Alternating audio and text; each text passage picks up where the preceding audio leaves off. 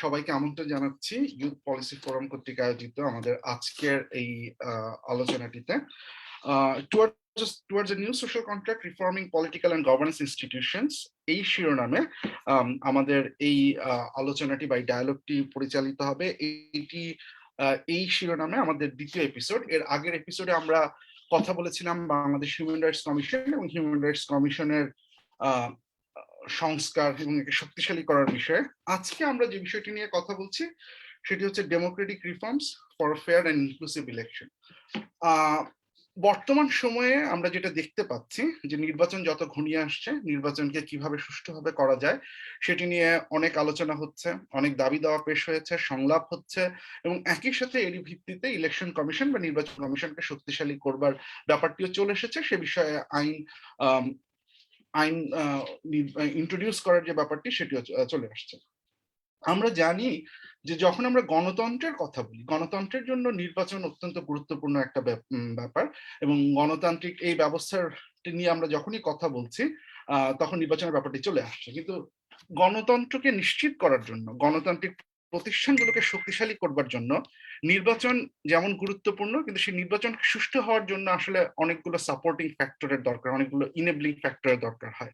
আমরা যদি একদম আগে থেকে যে গণতন্ত্রের সংজ্ঞায়নের জায়গা থেকে যদি আসি, রাষ্ট্রবিজ্ঞানী সেটা অ্যাডাম প্রেজুরেস্কিউ বলি, সেটা হান্টিংটনই বলি বা ল্যারি ডায়মন্ডের কথাই বলি, যখনই গণতন্ত্রের সংজ্ঞায়নের কথা বলেছেন সেই সংজ্ঞায়নের কথা বলতে যে নির্বাচনের উপরে যেমন জোর দিয়েছেন, একই সাথে সেই নির্বাচনে সবাই যাতে অংশগ্রহণ করতে পারে, সব রাজনৈতিক দল যাতে অংশগ্রহণ করতে পারে, মানুষজন যাতে ভোটাধিকার নিশ্চিত করতে পারে সেটির উপরে জোর দিয়েছেন। রবার্ট ডাল যখন পলিয়ার্কির কথা বলেছেন, সেই পলিয়ার্কির কথা বলতে যে একই সাথে উনি জোর দিয়েছেন যে ইনক্লুসিভনেস যেটা আছে সেটা ইনশিওর করার জন্য এবং একই সাথে হচ্ছে গিয়ে লিবারালাইজেশন সেটি ইনশিওর করার জন্য। তার মানে আমরা ফ্রিডম হাউসের যেই ইন্ডিকেটর গুলো আছে সেগুলোর ভিত্তিতে যদি তাকাই, তাহলে ফ্রিডম অফ অ্যাসোসিয়েশনই বলি, ফ্রিডম অফ ওপিনিয়ন বলি, সেগুলো নিশ্চিত করার উপরেও হচ্ছে কি আমাদের জোর দিতে হবে। দুঃখজনকভাবে অনেক সময় যেটা হয়, বাংলাদেশের পার্সপেক্টিভে আমরা নির্বাচন বা গণতন্ত্রের আলোচনাটিকে সরলীকরণ করতে যে শুধু নির্বাচনের উপরে জোর দিই বা অনেক সময় আরো ন্যারো ডাউন করতে যে সেটাকে শুধুমাত্র নির্বাচন কমিশনের উপরে জোর দিই। আজকের এই ডায়ালগটিতে আমরা একটু বিস্তারিত আলাপ আলোচনা করব। সে কারণে আমরা অবশ্যই নির্বাচন কমিশন নিয়ে কথা বলবো, নির্বাচন ব্যবস্থা নিয়ে কথা বলবো, কিন্তু একই সাথে যে গণতান্ত্রিক ব্যবস্থা যেটার উপরে দাঁড়িয়ে আছে যে আমাদের গণতন্ত্র আসলে কতখানি শক্তিশালী হবে সেই ব্যাপারটি নিয়ে কথা বলবো। আমরা এটি নিয়ে কথা বলবো হচ্ছে বর্তমানে বাংলাদেশের যে শাসন ব্যবস্থাটি আছে সেটিকে আসলে আমরা কিভাবে চিত্রিত করতে পারি। গণতন্ত্র যদি সেটি না হয় তাহলে সেটা বর্তমানে কোথায় আছে এবং একই সাথে এই জায়গায় এই যে অংশগ্রহণের যে ব্যাপারটি, মত প্রকাশের যে ব্যাপারটি, সেটির অবস্থানটি যে জায়গাতে আছে সেখান থেকে উন্নত করবার জন্য, সেই অবস্থা থেকে মুক্তি পাওয়ার জন্য আমরা আসলে কি করতে পারি, আমরা সামনে কোন দিকে যেতে পারি আমাদের গণতান্ত্রিক প্রতিষ্ঠানগুলোকে শক্তিশালী করবার জন্য। আমাদের সাথে আজকে যোগ দিয়েছেন বিভিন্ন রাজনৈতিক দলের যারা নেতৃবৃন্দ, যারা এই বিষয়গুলো নিয়ে কাজ করছেন। আমরা তাদের কাছ থেকে শুনতে যাব যে বাংলাদেশের ভবিষ্যতের গণতান্ত্রিক যাত্রায় গণতান্ত্রিক প্রতিষ্ঠানগুলোকে, গণতান্ত্রিক ব্যবস্থাগুলোকে শক্তিশালী করবার জন্য তাদের চিন্তা ভাবনাটা কি। আমরা সমস্যা নিয়ে অবশ্যই কথা বলবো, কিন্তু আমরা সমস্যার উপরে জোর দেওয়ার চাইতে ভবিষ্যতে আমরা কোথায় যেতে পারি, কিভাবে হচ্ছে গিয়ে আমরা গণতান্ত্রিক প্রতিষ্ঠানগুলোকে শক্তিশালী করতে পারি, নির্বাচনকে হচ্ছে গিয়ে বাধামুক্ত করতে পারি, সেটির উপরেই আমরা জোর দেবো। আমাদের সাথে আছেন জনাব জোনায়েদ সাকি, চিফ কোঅর্ডিনেটর গণসংহতি আন্দোলন। জনাব জোনায়েদ সাকি, আপনাকে স্বাগতম আমাদের সাথে যোগ দেবার জন্য। ধন্যবাদ। আমাদের সাথে আছেন ডক্টর রেজা কিবরিয়া, কনভেনর বাংলাদেশ গণ অধিকার পরিষদ। ডক্টর রেজা কিবরিয়া, আপনাকেও অভিনন্দন আমাদের সাথে যোগ দেওয়ার জন্য। আমরা আপনার কাছ থেকে শুনবো আপনার মতামত এবং আপনার দলের মতামত। আমাদের সাথে আরো যোগ দিয়েছেন জনাব Tabith Awal, central committee member Bangladesh nationalist party. জনাব তাবিথ আওয়াল, আপনাকে অসংখ্য ধন্যবাদ আমাদের সাথে যোগ দেওয়ার জন্য। আমাদের সাথে আরো যোগ দেবার কথা আছে ব্যারিস্টার বিপ্লব বড়ুয়ার। ব্যারিস্টার বিপ্লব বড়ুয়া এখনো জয়েন করেননি আমাদের সাথে, আমরা অপেক্ষা করছি, উনি হয়তো যে কোনো সময় আমাদের সাথে যোগ দেবেন। আমরা আমাদের আলোচনাটি শুরু করি এবং আমরা প্রথমেই চলে যাচ্ছি, আমি আমাদের আলোচনার শুরুতে প্রথমেই চলে যাচ্ছি হচ্ছে জনাব জোনায়েদ সাকি আপনার কাছে। এবং আমার প্রশ্নটি আমরা যে জায়গাটাতে করতে চাই যে গণতান্ত্রিক যে অবস্থাটা আমরা দেখছি বা গণতন্ত্রের অভাবের যে অবস্থাটা আমরা দেখছি, আমরা যদি সামনের দিকে তাকাই, আমরা যে নির্বাচনের কথা বলছি সেই নির্বাচনের জন্য সহায়ক যে পরিস্থিতিটা দরকার, যে দলগুলোর অংশগ্রহণ, মানুষের ভোটাধিকার প্রয়োগের স্বাধীনতা, মত প্রকাশের অধিকার, এই জায়গাগুলোতে নিশ্চিত করার ক্ষেত্রে ইলেকশন হয়তো আছে আর আর খুব বেশি সময় আমাদের হাতে বাকি নেই।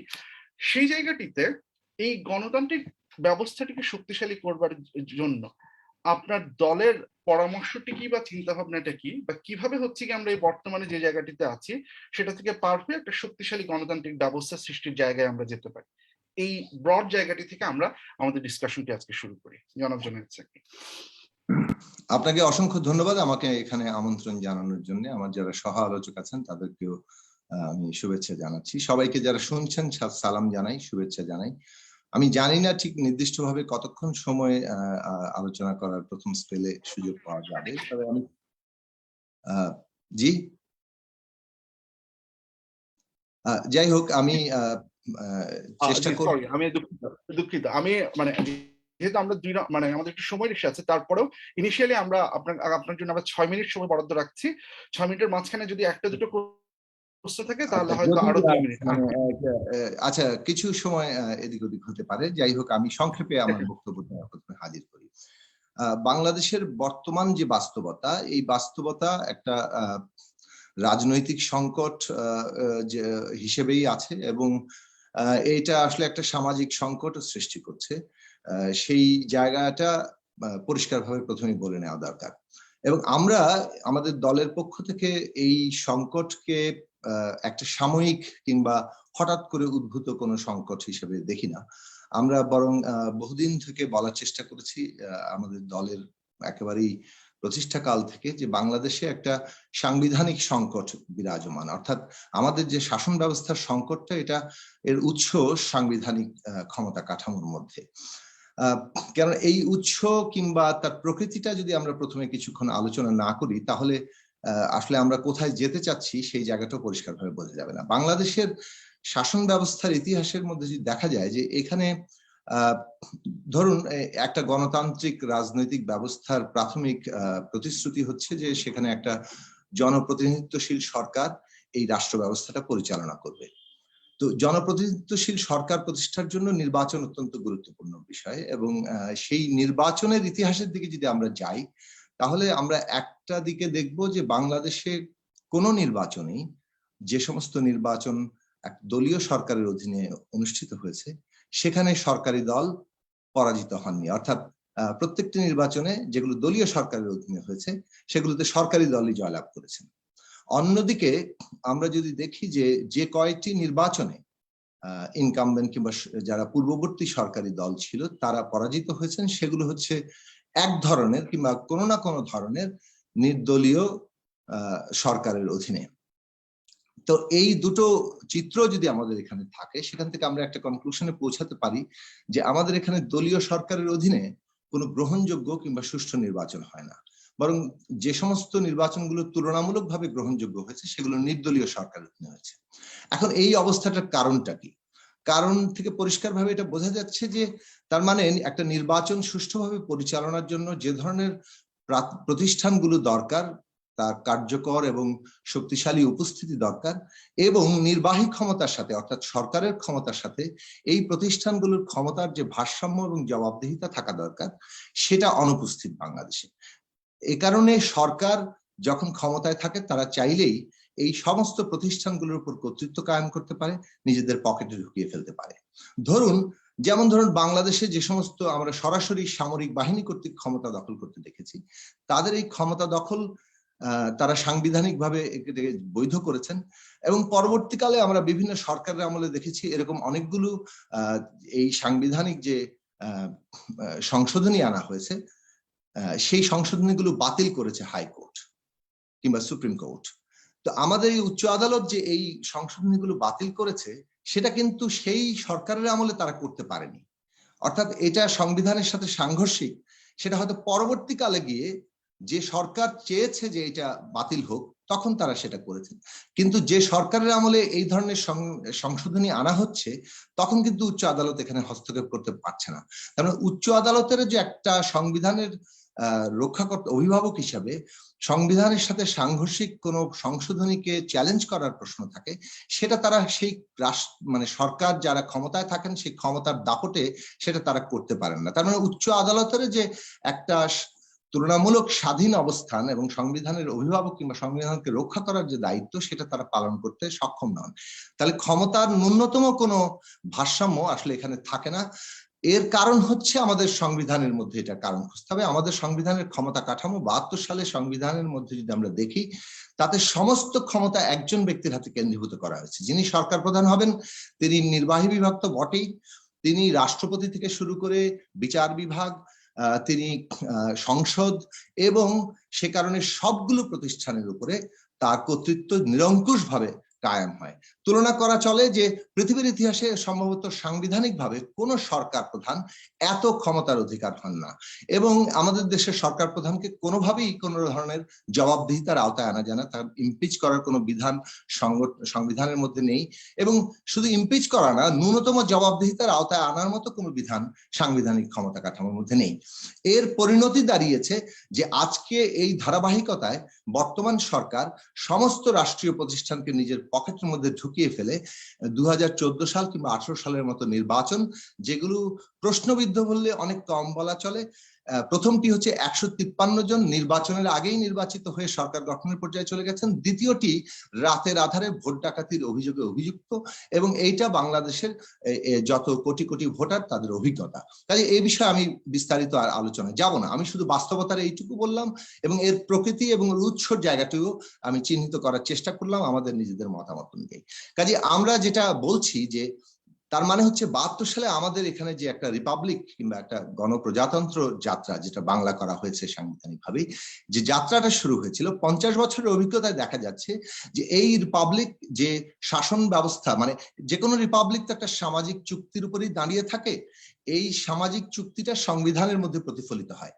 তো এইটা, এই যে সংবিধানের ক্ষমতা কাঠামো আছে এবং এর ফলে যে রাষ্ট্র ব্যবস্থার কাঠামোটা দাঁড়িয়েছে, তার যে চর্চা দাঁড়িয়েছে, এবং এর মধ্যে দিয়ে মানুষের অধিকারের যে বাস্তব অবস্থা দাঁড়িয়েছে, সেটা মত প্রকাশের স্বাধীনতা, চিন্তা প্রকাশের স্বাধীনতার জায়গা থেকে হোক, ভোট প্রদানের জায়গা থেকে হোক, কিংবা অন্যান্য নাগরিক মর্যাদা এবং অধিকারের প্রশ্নে হোক, এটা এমন জায়গায় এসে দাঁড়িয়েছে যে সমস্ত ক্ষমতা যারা শাসক তাদের হাতে কেন্দ্রীভূত, এবং বিশেষত সরকার প্রধানের হাতে কেন্দ্রীভূত। অন্যদিকে মানুষের ন্যূনতম কোনো অধিকার কিংবা মর্যাদার জায়গা নেই।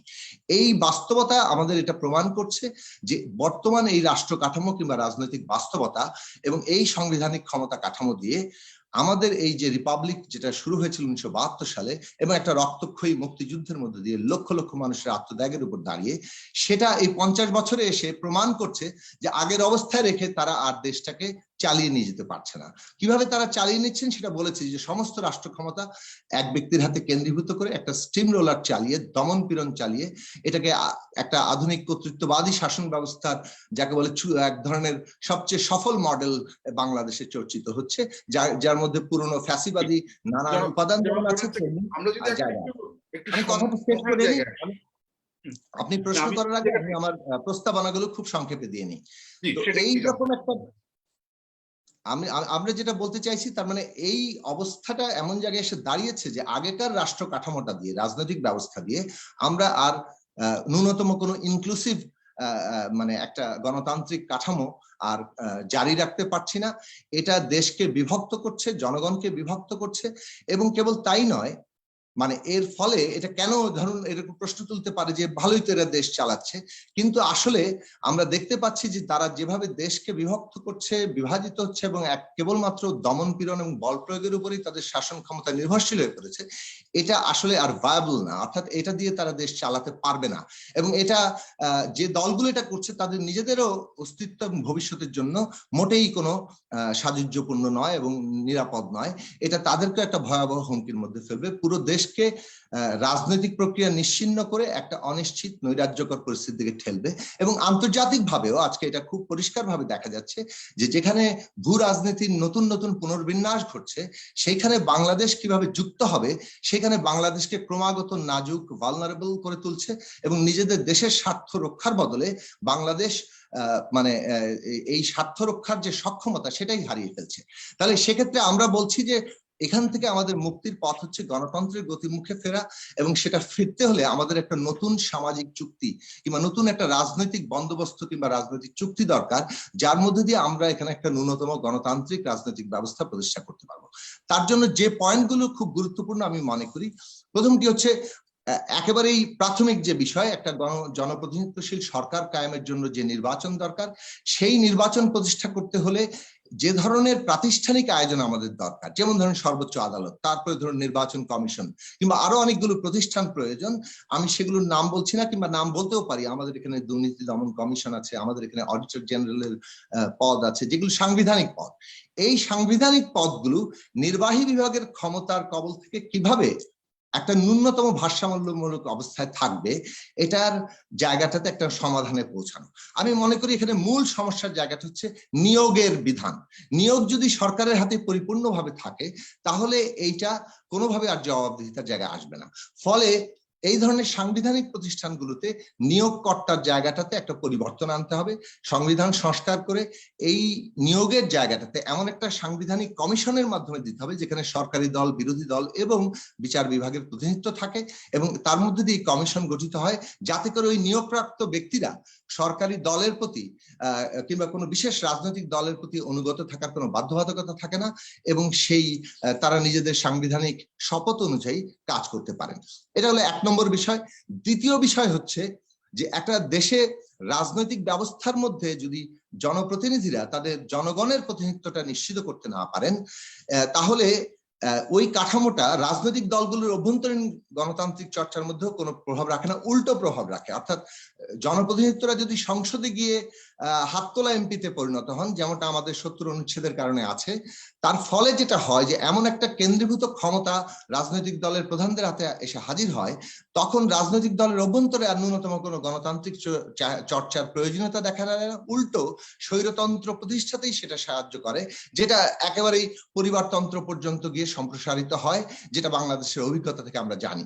সে কারণে আমরা বলছি যে জনপ্রতিনিধিত্ব, সেটা সংসদে হোক কিংবা স্থানীয় সরকার ব্যবস্থায় হোক, এইখানে এমন ভাবে জনপ্রতিনিধিত্ব নিশ্চিত হতে হবে যাতে করে জনপ্রতিনিধিরা তার নিজের যে কনস্টিটিউয়েন্সি, অর্থাৎ তার যে জনগণ দ্বারা তারা নির্বাচিত হচ্ছেন, তাদের কাছে জবাবদিহিতা করতে বাধ্য থাকেন। এবং সেই বাধ্যতার ব্যবস্থার জন্য 70 অনুচ্ছেদ একটা বড় বাধা। এর সংস্কার ছাড়া বাংলাদেশে যেমন সংসদ কিংবা জনপ্রতিনিধিত্বশীল কাঠামোগুলোতে আমাদের চর্চাকে আমরা গণতান্ত্রিক করতে পারবো না, তেমনি রাজনৈতিক দলগুলোর মধ্যেও। আমরা শেষ করি, কারণ আমরা একটু ডিসকাসও করতে যাচ্ছি এই বিষয়গুলো নিয়ে। আমি দ্বিতীয় পয়েন্ট বলে তৃতীয় পয়েন্টে আসছি, শেষ পয়েন্ট আমার, যে একটা নির্বাচন ব্যবস্থাও কিন্তু মানে একটা দেশে গণতান্ত্রিক চর্চার জন্য জরুরি। অর্থাৎ নির্বাচনী যে কাঠামোগুলো থাকে, ক্ষমতার কাঠামোর মধ্যে যেমন ধরুন 1 কক্ষ 2 কক্ষ ব্যবস্থার একটা ভারসাম্য থাকে, বাংলাদেশে সেটা নেই, একটা ব্যবস্থাই বাংলাদেশে আছে।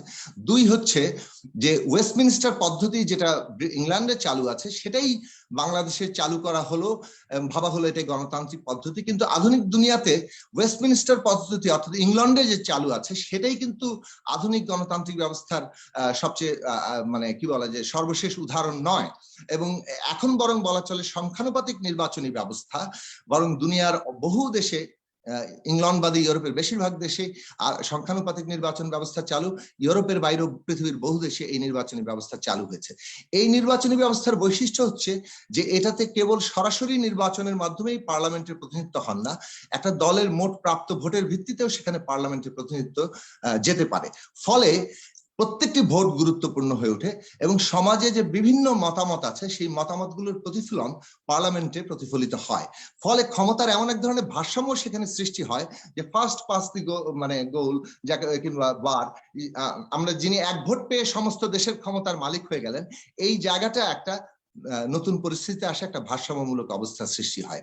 তো এই সাংবিধানিক যে নতুন রূপান্তরগুলো আমাদের এখানে দরকার ক্ষমতার ভারসাম্য এবং জবাবদিহিতা সৃষ্টির জন্য, সেটাই কেবল পারে মানুষের চিন্তা এবং মত প্রকাশের মৌলিক নাগরিক অধিকার সহ, সুযোগের সমতা সহ, অর্থনৈতিক ক্ষেত্রে সুষম বন্টনের যে নিশ্চয়তার জায়গাগুলো, সেগুলো নিয়ে সমাজের বিভিন্ন অংশের যে লড়াই এবং মতামত, তার প্রতিফলনটা পার্লামেন্টে ঘটার কিংবা রাষ্ট্রীয় নীতির মধ্যে ঘটার, সরকারকেও সেক্ষেত্রে বাধ্য করা যায়। তো সুতরাং আমি মনে করি যে নতুন যে সামাজিক চুক্তির কথা বলেছেন, বাংলাদেশে সেটা একটা অনিবার্য জায়গায় এসছে। এইটা এখন সময়ের সবচেয়ে বড় দাবি।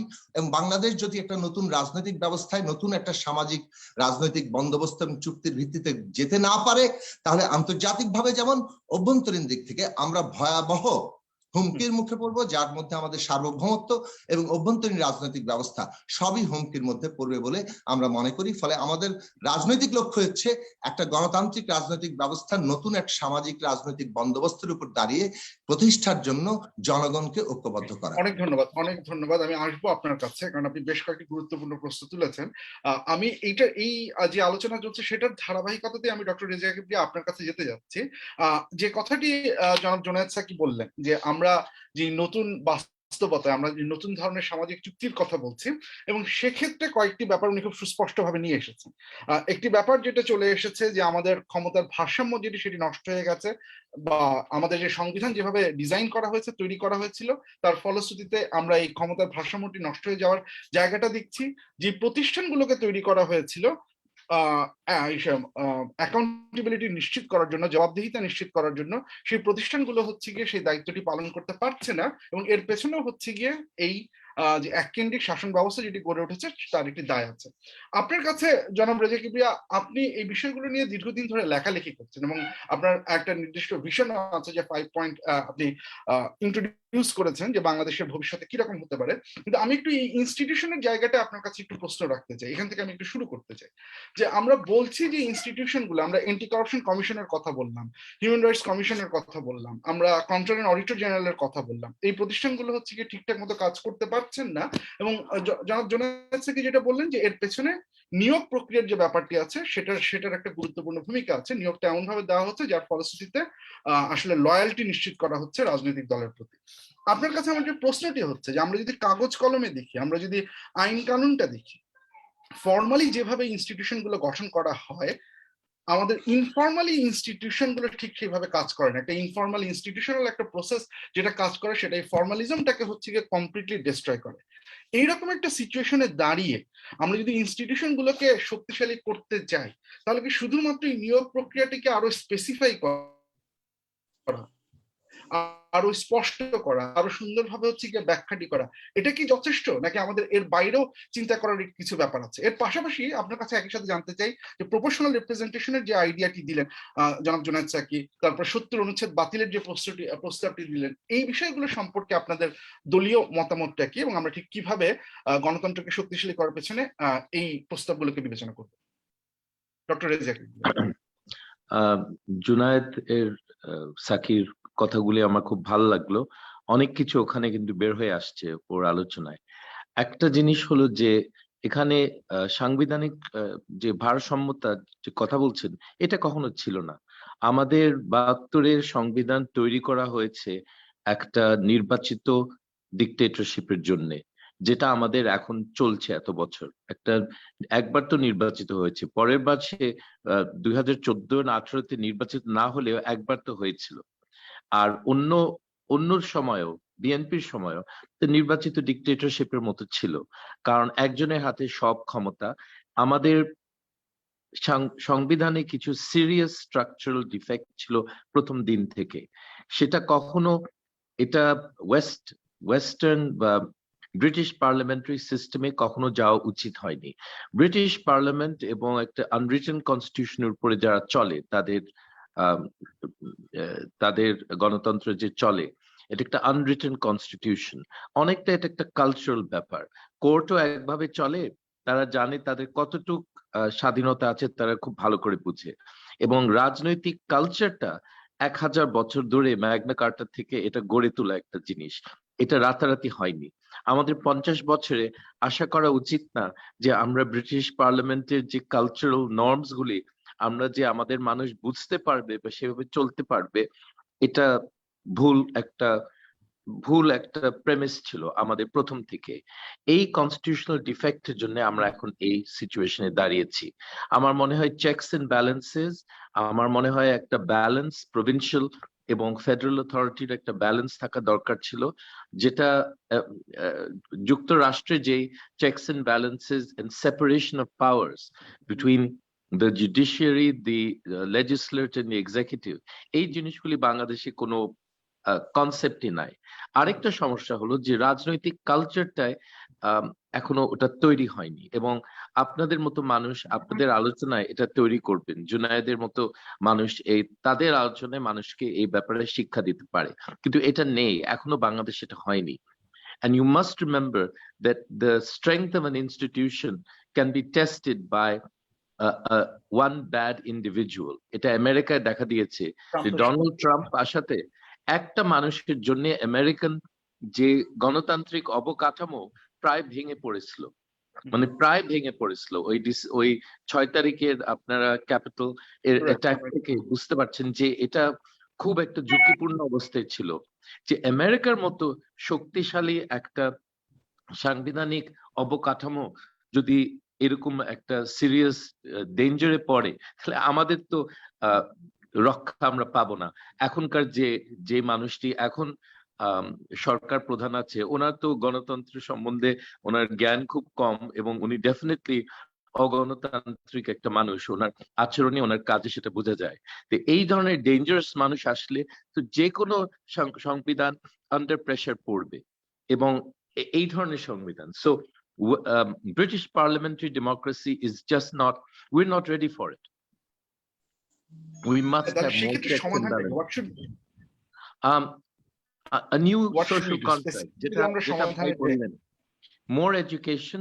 Our people must be more educated in their, শুধু এডুকেশন মানে আমি ইউনিভার্সিটি কলেজের কথা বলছি না, আমি বলছি পলিটিক্যাল এডুকেশন, কিভাবে একটা অন্য দেশ চলে এটা জানা দরকার। এই ব্যাপারেও proportional representation has some good and bad aspects. First past the পোস্টে the swings in political fortunes in a country like Bangladesh are very violent. একেবারে 50টা সিট থেকে 250টা সিটে, তারপরে আবার 50টা সিটে একটা দল যেতে পারে, কারণ ফার্স্ট পাস দ্য পোস্টে স্মল সুইংস আর এক্সেন্চুয়েটেড, এগুলো ম্যাগনিফাইড হয়। এটা খুব ডেঞ্জারাস, আমি ওনার সাথে একমত। আমি মনে করি একটা মিক্স সিস্টেম দরকার, কিছু ডিরেক্ট ইলেকশন এন্ড কিছু প্রপোর্শনাল, মানে কিছু সিট দেওয়া হবে overall vote in the country, তার উপরে ভিত্তিতে। এরকম অনেক দেশে আছে এবং এটা সম্ভব। পিওরলি প্রপোর্শনাল রিপ্রেজেন্টেশন, এটার একটা রিস্ক আছে যে ছোটখাটো এক্সট্রিমিস্ট পার্টিরা তারা একটা সিট পেয়ে যাবে, যাদের সারা দেশে 1.5% ভোট আছে, তারা কিছু সিট পাবে ইসরায়েলের মতো। এগুলোতে ছোট এক্সট্রিমিস্ট পার্টিদের সুবিধা হয়, আমি এটার পক্ষপাতী না। মিডিয়াম সাইজ পার্টিরা কিছু একটা সুযোগ পাবে, সেটা হওয়া উচিত, কিন্তু প্রত্যেক এক্সট্রিমিস্ট পার্টিকে তাদের 1% ভোট, ইংল্যান্ডে তো অনেক ধরনের অদ্ভুত পার্টি আছে, তারা তো সিট পেয়ে যেত। তো এর মধ্যে একটা ব্যালেন্স রাখা between direct vote and proportional representation, আমি স্লাইটলি ডিফারেন্ট একটা প্রপোজাল দিচ্ছি জুনায়েদের সাথে। কিন্তু দ্য মেইন পয়েন্ট ইজ এই কনস্টিটিউশন, এই সংবিধানটা ডিফেক্টিভ, সিরিয়াসলি ডিফেক্টিভ, আমাদের দেশের জন্য সুটেবল না, এটা প্রমাণিত হয়েছে। এবং একটা প্রশ্ন যদি করি স্যার, যদি একটু, কারণ যেহেতু ইসে যাচ্ছে, আপনি আমেরিকান কনস্টিটিউশনের কথা বললেন, আমরা যদি হচ্ছে গিয়ে ফেডারেলিস্ট নাম্বার 10 দেখি, ম্যাডিসনের যেটা লেখা, একদম খুব ক্লিয়ার যে সেখানে হচ্ছে গিয়ে মানে একটা রাষ্ট্রের একটা অঙ্গের সাথে আরেকটা অঙ্গের যে চেক এন্ড ব্যালেন্সের কথাটা, বাংলাদেশের পার্সপেক্টিভ আমরা যদি ইনস্টিটিউশনাল চেক এন্ড ব্যালেন্সটাকে আমরা তৈরি করতে চাই, তাহলে সেটার চেহারাটা আসলে কিরকম হবে? কারণ আমরা জুডিশিয়ারির যে সমস্যার কথা জুনায়েদ সাকিব বলে গেলেন সেটা আছে, আমরা একই সাথে দেখেছি হচ্ছে গিয়ে অ্যান্টি কারাপশন কমিশন, তারাও হচ্ছে গিয়ে তাদের কাজটা ঠিকঠাক মতো করতে পারছে না। তাহলে এই যে ইনস্টিটিউশনাল চেক এন্ড ব্যালেন্সটা যেটা করবো, যেমন একটা আপনি বললেন যেটা ফেডারেল এবং প্রভিন্সিয়াল সিস্টেম করে হয়তো একটা চেক এন্ড ব্যালেন্স তৈরি করা যেতে পারে, এছাড়া কি আর কোনো পরামর্শ বা আর কোনো পলিসি সলিউশন আসতে পারে কিনা চেক এন্ড ব্যালেন্স গুলো তৈরি করার ক্ষেত্রে? চেক এন্ড ব্যালেন্স থাকলেও বাংলাদেশে আমাদের রাজনৈতিক কালচার এমন হয়ে গেছে যে অনেকে এখন পলিটিসাইজড হয়ে গেছে। কোন দেশে আমি এরকম দেখিনি যে বিশ্ববিদ্যালয়তে সব পজিশন গুলি রাজনৈতিক কারণে মানুষ পজিশন গুলি ফিল করে, এটা কোথাও নাই। Academic quality is more important. Academic quality, administrative ability এবং সম্মান is more important than আপনি কোন প্যানেলে ছিলেন, নীল প্যানেল না সাদা প্যানেল, এই জিনিসটা গুরুত্বপূর্ণ হয়ে গেছে। সেই ধরনের নিম্নমানের মানুষকে এখন দেখছেন সারা দেশে ভাইস চ্যান্সেলর করা হয়েছে, যাদেরকে কেউ সম্মান করে না, ছাত্ররা করে না, টিচাররা করে না, এবং একটা পার্সোনালিটি কন্টেস্ট তারা জিতেছে কিছু মানুষের সাথে, এবং সরকারের প্রভাবে তারা পজিশনে গেছে, এই ধরনের লোক এখন সব বিশ্ববিদ্যালয়তে এখন তারা ভাইস চ্যান্সেলর পজিশনে আছে, এবং এটাতে বদনাম হচ্ছে সারা দেশের। কি ধরনের লোক হয়েছে আপনারা তো জানেন, এটা কখনো ছিল না। ইংল্যান্ডে is a very different system. Academic quality, academic rigor, and integrity, these are the main qualities of the vice chancellors and senior administrative officials সব বিশ্ববিদ্যালয়তে। আমাদের দেশে ভেঙে, তো বিশ্ববিদ্যালয়তে যেখানে রাজনৈতিক প্রভাবে সবকিছু হচ্ছে, এই কালচারটা বলছেন যে আমরা জাজদেরকে পৃথক করে দিলাম আর লেজিসলেচারকে সেপারেট অথরিটি দিলাম এবং সব ঠিক হয়ে গেল, অত সহজ না। আমার মনে হয় একটা মিক্স সিস্টেম দরকার। We have to look to other countries, তারা তাদের রাজনৈতিক মানে গণতান্ত্রিক ইতিহাস আরো বেশি দিনের আমাদের চেয়ে। আমরা ফ্রান্সে দেখি মোটামুটি এই ফিফথ রিপাবলিকে এখন মোটামুটি একটা স্টেবিলিটি ফেরত আসছে। আমরা শ্রীলঙ্কায়ও একটা ফ্রেঞ্চ স্টাইল সিস্টেম, ফিলিপিন্সেও এরকম আছে যে 100% অথরিটি কিন্তু প্রেসিডেন্টের না, তার অনেক ক্ষমতা, কিন্তু ওখানকার কোর্ট ইজ ভেরি পাওয়ারফুল এবং তারা স্বাধীন, এবং কেউ এই কথাটা বলে না যে কোর্ট তারা ডমিনেট করে, প্রেসিডেন্ট করে, এবং প্রধানমন্ত্রীরও কিছু ক্ষমতা থাকে, আর নির্বাচনের একটা সুযোগ থাকে, একটা প্রভাব ফেলতে পারে। কারো 100% পাওয়ার এটা নেই এইসব সিস্টেমে। So I think we need to move to a mix system. কিন্তু প্রথমে যে এখন যে রাজনৈতিক যে অবকাঠামোটা আছে, এটা পরিষ্কার করতে সময় লাগবে, কারণ এমন একটা স্বৈরাচারী একটা সিস্টেম তৈরি করা হয়েছে বাংলাদেশে, একটা পরিবার তান্ত্রিক একটা জঘন্য একটা সিস্টেম তৈরি করেছে, বিশেষ করে এই 12 বছরে। এটা ভাঙতে সময় লাগবে, এটা 3 মাসে হবে না। সো আমার মনে হয় পুরো রাজনৈতিক অবকাঠামো চেঞ্জ করতে হবে, এবং সংবিধানে বড় বড় বড় বড় পরিবর্তন দরকার, যেটা জুনায়েদ যেগুলি বলছে সেগুলো সব কনসিডার করা উচিত। We need to have a constituent assembly first and then we have an election. That is my proposal. Our constitution needs to be geared towards the needs of the time. আর আমাদের কি এই 50 বছরে আমরা অনেক কিছু শিখেছি, রাজনীতিতে কি করা উচিত এবং কোন জিনিসটা করা উচিত না, আমাদের 50 বছরে ভালো জ্ঞান হয়েছে। তো যেই জঘন্য ঘটনাগুলি ঘটেছে, এইগুলি প্রতিরোধ করার জন্য আমাদের নতুন একটা অবকাঠামো তৈরি করতে হবে, যেন এই সমস্যাগুলি, আগের সমস্যা এটলিস্ট হবে না, নতুন সমস্যা হতে পারে, কিন্তু আগের সমস্যাগুলি আবার রিপিট করার কোনো মানে হয় না। যে আমরা এই স্বৈরাচারী শাসন আমরা ছাড়লাম, আরেকজন স্বৈরাচারের হাতে পড়বো, এটার কোনো মানে হয় না। আমরা পুরনো, you must learn from history, otherwise you must read history and you must learn from it, otherwise you are condemned to repeat it. এবং এই জিনিসটা আমি জুনায়েদের প্রপোজাল গুলি খুব গুরুত্বপূর্ণ, আমি মনে করি he has some excellent ideas. Even that proportional representation, I partially agree with it. I think it should be a mixed system. Kintu we need a fundamental reform of our governance structure. জনগণ এখন এত বিচ্ছিন্ন হয়ে গেছে, আমাদের সরকারের যে অবকাঠামোর সাথে টোটালি বিচ্ছিন্ন হয়ে গেছে। তারা মনে করে সরকার একটা পৃথক জিনিস, তাদের সাথে কোনো সম্পর্ক নাই। এটা খুব ডিস্টার্বিং। গ্রামের লোককে জিজ্ঞেস করে, তারা সরকারকে ভয় পায়। সরকার তাদেরকে ভয় পাওয়ার উচিত, যে জনগণ আমাদের উপরে খেপে গেলে আমাদের সামনে নির্বাচনে কি হবে। এটা যে কোনো সভ্য দেশে, সভ্য গণতান্ত্রিক দেশে জনগণ ভয় পায় না সরকারকে, সরকার ভয় পায় জনমত কিভাবে পাল্টে যাচ্ছে, কি করে কেউ আপত্তি জানালে তারা খুব সিরিয়াসলি নেয়। 20 জন কনস্টিটিউয়েন্ট একজন এমপির কাছে যদি লেখে, খুব সিরিয়াসলি নেয় ওই ইস্যুটা। বাংলাদেশ তো কোনো পাত্তাই দিবে না 20 জন কনস্টিটিউয়েন্ট লিখলে। অবশ্য আমাদের কনস্টিটিউয়েন্সি অনেক বড়, সেটা ঠিক আছে, কিন্তু কনস্টিটিউয়েন্সির যে পাওয়ার, যারা ভোট দেয় তাদের শক্তিটা এখন প্রায় নীল। কারণ যা ঘটেছে 2018-তে, যে ভোটের অধিকার তো মানুষের টোটালি খর্ব করেছে আওয়ামী লীগ, এটা খুব দুঃখজনক। আওয়ামী লীগ এককালে, মনে রাখতে হবে, এখন লোকে তো আওয়ামী লীগকে গালি দেয়, তাদেরকে অনেক ধরনের খারাপ কথা বলে, কিন্তু এককালে জনগণের অধিকারের জন্য আওয়ামী লীগ কথা বলেছে, লড়াই করেছে। কিন্তু এটা খুব দুঃখজনক যে তারাই এখন জনগণের সব অধিকারকে খর্ব করেছে। আমাদের এখন অধিকারকে রক্ষা করার জন্য তাদের বিরুদ্ধে সবাইকে অবস্থান নিতে হবে। তো আমি যে প্রপোজাল বলছি, অনেকটা জুনায়েদের সাথে আমি একমত। We need a fundamental change, but you must always remember যে unscrupulous, dangerous, anti-democratic people can enter the system. তারা চালাকি করে ঢুকতে পারে সিস্টেমে, টাকার জোরে করতে পারে বা অন্য কোনো ভাবে তারা ঢুকতে পারে, মিডিয়ার কন্ট্রোলের উপরে নির্ভর করে তারা ক্ষমতায় যেতে পারে। এবং আপনার গণতান্ত্রিক কেয়ারফুলি ডিজাইন্ড অপকাঠামো স্ট্রেনে পড়ে যায়। এটা আমেরিকা যদি হতে পারে, বাংলাদেশে হতে পারে। সো আমাদের অনেক সমস্যা সামনে আছে। মেইন প্রবলেম হলো আমাদের রাজনৈতিক কালচার, আমাদের সংস্কৃতি। এটা যদি আমরা না পরিবর্তন করতে পারি, আমাদের বিপদগুলো কমবে না। Thank you. ওকে, না অনেক অনেক ধন্যবাদ। আমরা আরেকবার আসবো যখন আমরা ইলেকশন কমিশন নিয়ে কথা বলবো, কিন্তু এই মুহূর্তে আমি চলে যাচ্ছি যেন তাবিতাল আপনার কাছে, এবং আপনার কাছে যাওয়ার সূত্রটা ডক্টর রেজা কিবরিয়ার ওই কথাটা ধরেই যে আমরা ইতিহাস দেখেছি এবং ইতিহাসে এক এক সময় আমরা বিভিন্ন রাজনৈতিক দলকেই দেখেছি হচ্ছে গিয়ে এই ক্ষমতা কুক্ষিগত করবার চেষ্টা করবার জন্য। এই যে প্রচেষ্টা, এই যে গণতান্ত্রিক অবস্থার আজকে যে জায়গা, সেই ক্ষেত্রে আমরা জানি যে হচ্ছে গিয়ে বিএনপিও দীর্ঘ সময় বাংলাদেশ ন্যাশনালিস্ট পার্টিও অ্যাটলিস্ট 2 থেকে 3 দফা ক্ষমতায় ছিলেন।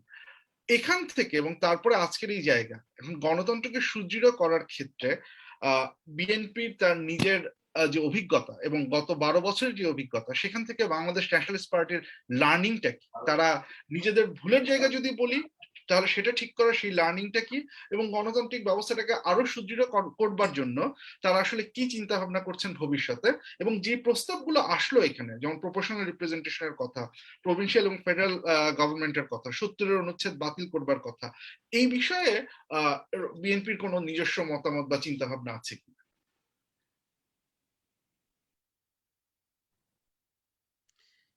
জি, ধন্যবাদ। আসসালামু আলাইকুম সকলকে, বিশেষ করে আমাদের ওয়াইপিএফ এর ফলোয়ার্স এবং মেম্বার্স। ধন্যবাদ জানাচ্ছি ওয়াইপিএফ কেও আমাকে একটু সুযোগ করে দেওয়ার জন্য, আপনাদের মাধ্যমে সকলের সাথে কথা বলার জন্য, আমাদের কিছু মতামত প্রচার করার জন্য। তো স্পেসিফিকলি আমি যদি কথা বলি আমাদের আজকে যে বিষয়টা ছিল, যে দেখেন, প্রথম কথা হলো যে আমরা একটা মানে ইতিহাস নিয়ে আমরা অনেক কিছুই মানে বলতে পারি, কিছু গড়বড় জায়গা আছে, কিছু জায়গা আছে যেখানে আমরা মানে খুব দুঃখিত এরকম ঘটনা হয়েছিল, কিন্তু আমাদের আজকে বাস্তবতা মেনেই কিন্তু সামনে দিকে আগাইতে হবে। আমাদের আজকে বাস্তবতাই ভিত্তি দিয়ে আমাদের কিন্তু এখন এই সমাধানকে সমস্যা থেকে বের হয়ে আসতে হবে। তো আমি একটু মানে ন্যারো জায়গায় কথা বলি, তারপরে আমি একটু ওয়াইড পার্সপেক্টিভে যাব, যে প্রশ্নগুলি আপনি আমাকে করেছিলেন। আগামীতে যে ইলেকশনটা আসতে যাচ্ছে, প্রথমে হলো আপনার একটা মানে ট্যাগ লাইন বা ব্যানারের কথা হলো ইনক্লুসিভ। ইনক্লুসিভের প্রথম শর্তই তো হলো জনগণ যেন ভোট দিতে পারে। ওই ইনক্লুসিভ না থাকলে তা বাকি সবাইকে ইনক্লুড করে বা এক্সক্লুড করে কোনো লাভ হচ্ছে না। এটা একটা ইলেকশন প্রক্রিয়া, এটাকে বলা যায় না যেখানে জনগণ ইনক্লুডেড না। আমরা 2014-তে দেখেছিলাম যে মেজরিটি অফ দি কনস্টিটিউশন সিটে কেউ ভোট দেওয়ার দরকারই পড়ে নাই, কারণ আনকনটেস্টেড ঘোষণা হয়ে গেছে নাম, মানে সরকারও গঠন হয়ে গেছে। আমি ওভাবে চিন্তা করি যে আনকনটেস্টেড ভাবে একটা সরকারও গঠন হয়ে গেছে যদি আপনি জাস্ট লটা ফলো করেন। দ্বিতীয় হলো 2018-তে যে রাতের আধারে সকল ব্যালট স্টাফিং হয়ে গেছে, সেখানেও কি 100%-এরও বেশি ভোট পড়েছে অনেক জায়গায়। আর সাধারণ জনগণ যখন সকালে চেষ্টা করেছিল ভোট দেওয়ার জন্য, ওনাদেরকে তো নট অনলি ভোট মানে ওরা দিতে পারেন না, ওনাদেরকে কেন্দ্রে ঢুকতে দেন নাই, বাসা থেকে বের হতে দেন নাই। আগে আমরা দেখতাম যে জনগণ ভোট দিত, তারপরে হয়তো কিছু চুরি হইতো, কাউন্টিং এ একটু অনিয়ম হতো বা ডিক্লারেশন মিসডিক্লারেশন হতো। এখন কিন্তু জনগণ ভোট দিতে পারছেন না, ভোট দিতে চেষ্টাও করলেও ওনারা বাধা পাচ্ছেন। তো সেই ইনক্লুসিভনেসের জায়গাতে আমাদের কিন্তু ইমিডিয়েটলি আমাদেরকে সোচ্চার হইতে হবে, ঠিক করতে হবে একটা ট্রান্সপারেন্ট সিস্টেমের মাধ্যমে। এখন ট্রান্সপারেন্ট সিস্টেমটা কে তৈরি করবে, কেমনে তৈরি করবে, সেই জায়গাতে আমাদের বিএনপি কিন্তু পরিষ্কারভাবে বলেছে যে বর্তমান যে ক্ষমতাশীল দল যারা রাষ্ট্র চালাচ্ছে, ওনাদের যেই মনে করেন যে রূপরেখাতে যে সমস্ত রাষ্ট্র ক্ষমতা ওরা এক জায়গায় এক ব্যক্তির কাছে নিয়ে গেছে, তো সেখানে ট্রান্সপারেন্সি হতে পারে না। দ্বিতীয় হলো যে হাতিয়ার কিন্তু খালি এখন পুলিশ বাহিনী, ছাত্রলীগ বা অন্য সংগঠন না, হাতিয়ার কিন্তু এখন হয়ে গেছে আইন। জাস্ট বিকজ আইন পাস হয়েছে ডাজন্ট মিন আইনটা কিন্তু জনমতের ভিত্তিতে পাশ হয়েছে বা জনগণের কল্যাণে পাশ হয়েছে। আমাদের বিশেষ করে ইদানিং যে আইনগুলো পাশ হয়েছে সেগুলো সবগুলো কিন্তু আমরা একটাকে বলতে পারি কালো আইন এবং একটা অস্ত্র। যেমন আগামীতে একটা স্বচ্ছ ইলেকশনের দিকে যদি আমরা পার্টিসিপেট করতে চাই, তাহলে প্রথমে ডিজিটাল সিকিউরিটি অ্যাক্টটাকে বাতিল করতে হবে, তারপরে সংস্কার করে নতুন একটা আসুক সাইবার ক্রাইমস বা ডিজিটাল সিকিউরিটি নিশ্চিত করার জন্য, সেটা অফকোর্স সবাই চায়। কিন্তু ডিজিটাল সিকিউরিটি অ্যাক্টে যেখানে 100-র চেয়ে বেশি ধারার ভিতরে 70টা ধারাই হলো কাকে কিভাবে বাঁধতে পারেন, মারতে পারেন, মানে মানে শারীরিকভাবে নির্যাতিত করতে পারেন, সেটা তো একটা মানে গণের কল্যাণে কোনো আইন হতে পারে না। ডিজিটাল সিকিউরিটি অ্যাক্ট যেভাবে তৈরি করা হয়েছে সেটাকে আমাদের অবশ্যই বাতিল করতে হবে যদি আমরা একটু ফ্রি, মুক্ত চিন্তা বা বাক স্বাধীনতা বা এবং ফ্রি প্রেসের দিকে আমরা যেতে চাই। দ্বিতীয় হলো যে এই যে ক্ষমতা ভারসাম্য তো আছে, যেখানে বিএনপি সবসময় চাচ্ছে যে সবগুলা স্তরে এমপি, প্রধানমন্ত্রী এবং রাষ্ট্রপতি প্রত্যেকটা স্তরে আমাদের কিন্তু ক্ষমতার একটা ইকুইটি আমাদের আনতে হবে। বিএনপি 2018 ইশতেহারে এটা পরিষ্কার বলাও ছিল যে বিভিন্ন উইদিন দ্য এক্সিকিউটিভ ব্রাঞ্চেও যেরকম ক্ষমতা ডিসেন্ট্রালাইজ করা হবে, আবার within the 3 branches judiciary, executive আর অন্য যে লেজিসলেটিভ ব্রাঞ্চগুলি আছে সেখানেও কিন্তু ক্ষমতার একটা চেক এন্ড ব্যালেন্স তবে তো একটু যদি আমি ইন্টারফেয়ার করি এখানে, যে মানে এই যে বিষয়গুলো করা উচিত, এটা ব্যাপারে আমার মনে হয় যে আমরা সবাই একমত, যে এটা জোনায়েদ সাকি যিনি বলেন তিনিও একমত, ডক্টর রেজাকিবও একমত। একই সাথে ওনাদের কথাই যে জিনিসটা এসেছে যে আমরা যে আজকের এই সিচুয়েশনটা এসে দাঁড়িয়েছি, এটা কিন্তু হঠাৎ করে হয়নি, এটা একটা ধারাবাহিক প্রক্রিয়ার মাধ্যমে এসেছে। এটার জন্য 91-তে আমরা যে উৎসাহ নিয়ে গণতন্ত্রের আবার নতুন যাত্রা দেখেছিলাম, সেখানে ব্যর্থতাও আমরা ক্রমান্বয়ে দেখেছি, তার ফলশ্রুতিতে আছে, এবং সেটার দায়ভার বাংলাদেশ আওয়ামী লীগকে যেমন নিতে হবে, সেটার দায়ভার কিন্তু অনেকাংশে বিএনপির উপরও পড়তে পারে। সেক্ষেত্রে আমার প্রশ্নটা হচ্ছে যে আজকে আপনারা বা যেটা বললেন যে বাংলাদেশ ন্যাশনালিস্ট পার্টি এই জিনিসপত্রগুলো রিয়েলাইজ করছে বা এটা করছে, জনগণ কেন, ঠিক কি কারণে, কোন যুক্তিতে বিশ্বাস করবে যে এটা আসলেই প্রকৃত অর্থে বাস্তবায়িত হবে?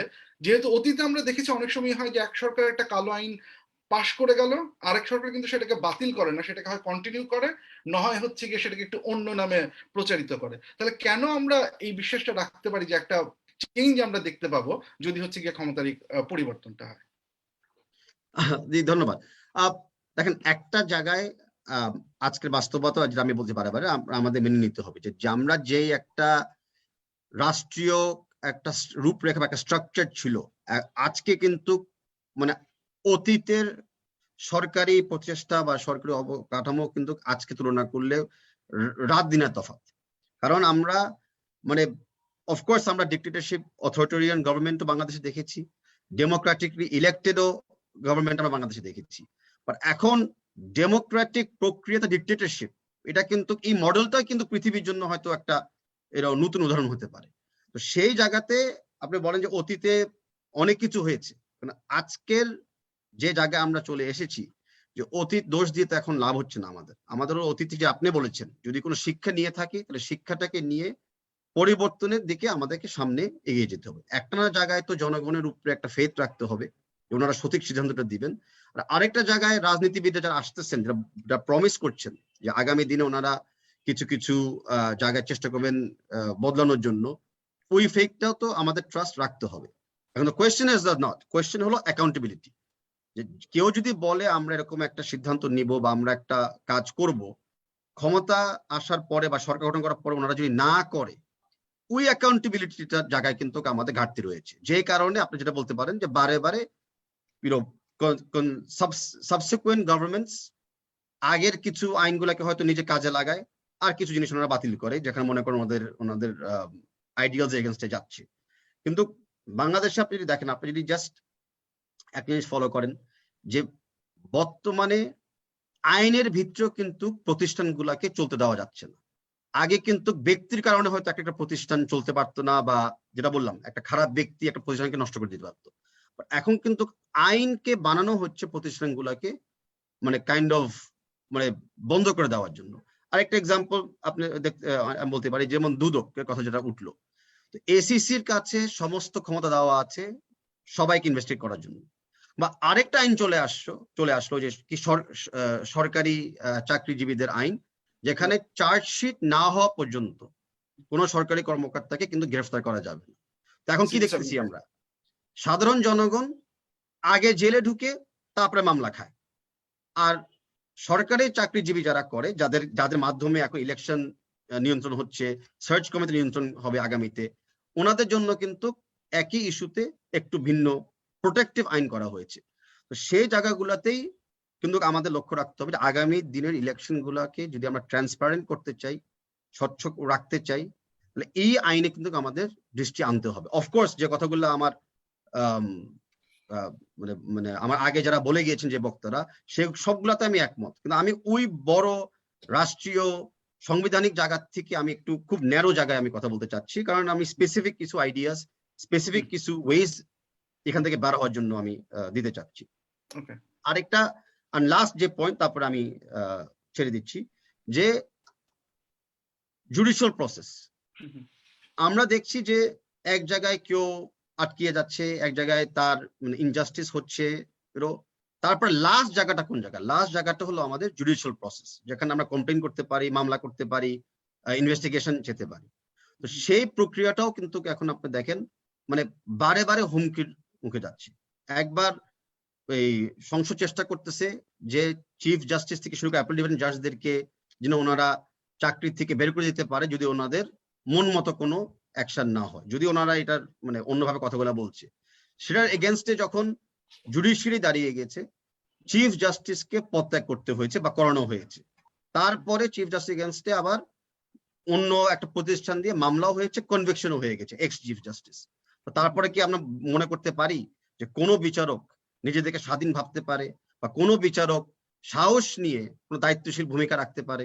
তো প্রত্যেকটা জায়গাতে আপনি দেখছেন যে মানে মানে কাঠামোগুলাকে ভাঙার জন্য বা ইনস্টিটিউশন গুলাকে ভাঙার জন্যই কিন্তু অ্যাকশন এবং আইনগুলা করা হয়েছে। তো সে জায়গা থেকে আমাদের সরে আসতে হবে। আমাদের freedom of speech, freedom of media অত্যন্ত জরুরি ট্রান্সপারেন্সি বাড়ানোর জন্য, যেটার জন্য ডিজিটাল সিকিউরিটি অ্যাক্ট বাতিল করতে হবে।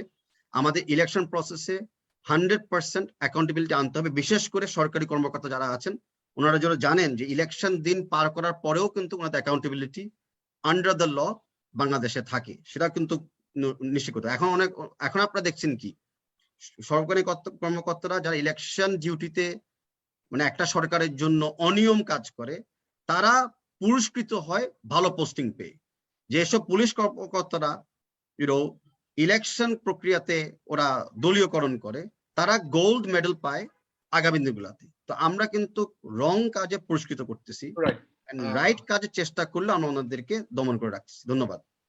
অনেক ধন্যবাদ। এই জায়গা থেকে আমি ডক্টর রেজা কিবরিয়া আপনার কাছে আসছি। আমি জানি যে আমরা একটু সময়ের ইস্যুতে আছি। তো আপনার কাছে যে প্রশ্নটা হচ্ছে যে নির্বাচন কমিশন এবং নির্বাচন করা নিয়ে আপনার তো খুব স্পেসিফিক প্রস্তাব আছে, এবং আপনাদের দল থেকে একটা প্রস্তাব হচ্ছে জাতিসংঘের সুপারভিশনে, ইউএন এর সুপারভিশনে হচ্ছে গিয়ে একটা নির্বাচন করা। এই প্রেক্ষিতে যে প্রশ্নটা হচ্ছে যে ইউএন যখন হচ্ছে জাতিসংঘের সুপারভিশনে আমরা নির্বাচনের কথা বলি, সেটাতে কিছু স্পেসিফিক ক্রাইটেরিয়া আছে। স্টেট যেটা মেম্বার স্টেট যেটা, তাকে হচ্ছে সেটার জন্য অনুরোধ করতে হবে, সে মেম্বার স্টেটের এটা করার হচ্ছে কোনো ধরনের কোনো অবস্থা থাকবে না। প্লাস হচ্ছে ইউএন সোভারনিটি, এই বিষয়গুলোকে চিন্তা ভাবনা করেও হচ্ছে গিয়ে সিদ্ধান্ত নেয় যে সেটাতে অংশগ্রহণ করবে কি করবে না। আপনি কি মনে করেন যে বাংলাদেশে বর্তমানে আসলে আমরা এক্স্যাক্টলি এই অবস্থায় আছি যে আমাদের ইউএন এর কাছে আসলে ইউএন এর সুপারভিশনে একটা নির্বাচন করা দরকার, এরকম একটা জায়গায় এসেছি? নাকি আমরা আসলে বাকি যে রাজনৈতিক দলগুলো, তারা কি কোনোভাবে জনগণকে একতাবদ্ধ করতে ব্যর্থ হচ্ছে সরকারের কাছে এই দাবিটাকে শক্তভাবে জানাতে যে নির্বাচনটা এভাবে করা উচিত, এবং সেই ব্যর্থতারই একটা কি বলবো অজুহাত হচ্ছে জাতিসংঘের কাছে যাওয়া? ডেফিনেটলি মানে দেশের নির্বাচনী প্রক্রিয়ার সমস্যা হচ্ছে বলে আমি জাতিসংঘের কথা বলছি। কিন্তু একটা জিনিস আমি প্রথমে আপনাকে বলতে চাই, আমার ফার্স্ট চয়েস হলো যেটা পরীক্ষিত একটা প্রক্রিয়া যেটা বাংলাদেশে আছে, এটা প্রথমে দেখা উচিত একটা নিউট্রাল কেয়ারটেকার গভর্নমেন্ট, এটা ফার্স্ট চয়েস আমার। সেকেন্ড হলো একটা ন্যাশনাল গভর্নমেন্ট যদি ফর্ম করা যায়, যেটা রব সাহেব এবং জাফরুল্লাহ সাহেব বলেছেন। আর থার্ড চয়েস আমার, যদি এই দুইটা অ্যাকসেপ্ট না করে, তাহলে এমন পরিস্থিতি হয়ে যেতে পারে যে দেশে যারা ক্ষমতায় থাকবে তারা এই প্রস্তাবে রাজি হবে এবং জাতিসংঘের সাহায্যে তারা নির্বাচন করবে। সিভিল ওয়ার, একটা গৃহযুদ্ধের ফলে হতে পারে এই পরিস্থিতি। আরেকটা হতে পারে যে দেশের নির্বাচনী পুরো প্রক্রিয়া একেবারে ধ্বংস হয়ে গেছে, যেটা অলরেডি দেখা যাচ্ছে। এই সিচুয়েশনে করা যায়, কিন্তু আমার ফার্স্ট চয়েস কিন্তু এই নির্দলীয় তত্ত্বাবধায়ক সরকার, এটা আমার ফার্স্ট চয়েস। এই ক্ষেত্রে ছোট্ট একটা প্রশ্ন, যে নির্দলীয় তত্ত্বাবধায়ক সরকারের কথা যে আমরা বলছি, এটার মডেল হিসেবে কি আমরা যে দ্বাদশ সংশোধনীতে যেটা আছে কনস্টিটিউশনে, সেটাতেই কি আমরা যাওয়ার চেষ্টা করব? কারণ সেখানে কিন্তু আমরা একটা সমস্যা দেখেছি, যে যখন আমরা সুপ্রিম কোর্টের সর্বশেষ অবসরপ্রাপ্ত প্রধান বিচারপতিকে নিয়োগ করা হবে এরকম একটা বিধান রাখলাম, তার কিন্তু একটা ফল আমরা দেখলাম হচ্ছে গিয়ে জুডিশিয়ারিকে পলিটিসাইজ করার একটা চেষ্টা। সো আমরা যখন হচ্ছে গিয়ে এখন নির্দলীয় তত্ত্বাবধায়ক সরকারের কথা বলছি, এবং এই প্রশ্ন জনাব জুনায়েদ সাকি এবং তাবিদ আল আপনাদের কাছেও আমি করতে চাচ্ছি, যে সেটাকে আমরা সেই আগের ফর্মুলাতেই করব, নাকি আমরা অন্য কোনো ভাবে চেষ্টা করছি নির্দলীয় তত্ত্বাবধায়ক সরকারটিকে প্রতিষ্ঠিত করব? না, ইটস ভেরি গুড পয়েন্ট, এবং এই পয়েন্টটা খুব কম মানুষই করে, যে আসলে তখন কোর্টকে প্রভাবিত করে লোকে চেষ্টা করে তাদের পছন্দের নির্দলীয় সরকার বসানো। এটা ঠিক। তা আমাদের ফর্মুলাটা স্লাইটলি টুইক করতে হবে, এমন মানুষকে দিতে হবে যেটা সব দলের মধ্যে তাদের একটা এগ্রিমেন্ট আছে যে এই লোকটিকে দেওয়া যায়। সে জাস্টিস নাও হতে পারে, সে অন্য কোনো সে জার্নালিস্ট হতে পারে, সে সোশ্যাল সায়েন্টিস্ট হতে পারে। অনেক ধরনের লোক আছে যারা সারা দেশে সমগ্র জাতি তাদেরকে সম্মান করে, এই ধরনের লোক আছে। সো দলীয় কোনো লোককে, দলীয় একটা জাস্টিসকে বসিয়ে তো কোনো লাভ নাই, আপনি ঠিকই বলেছেন। I agree with your point, but এই বেসিক স্ট্রাকচারটা এটা কিন্তু ঠিক, কারণ যেই নির্বাচন তাদের অধীনে হয়েছে, এই সরকার, এই নির্দলীয় সরকার, সেগুলি মোটামুটি বাংলাদেশের মানুষের মধ্যে গ্রহণযোগ্য হয়েছে এবং সবাই মেনে নিয়েছে। এটা নিয়ে কোনো তর্ক বিতর্ক হয়নি। পরে কিছু লোক আছে এই সরকারের, বিশেষ করে তারা হেরে গেলেই সবসময়, আর অন্য দলেরও আছে যে সূক্ষ্ম কারচুপি হয়েছে, তারা এই ধরনের কথা বলে, বাট এটা মানে জনগণের মধ্যে এটা একসেপ্টেড না। সো সবাই এটা জানে যে এই ধরনের কথাবার্তা, এই ধরনের মানুষ এই ধরনের কথাবার্তা বলে, এটা তাদেরকে নিয়ে হাসাহাসি করে, তাদের কথায় কোনো দাম নাই, লোকে বুঝে। But generally it is worked, it is acceptable. এই ফর্মুলার কাছাকাছি কিছু তৈরি করা দরকার।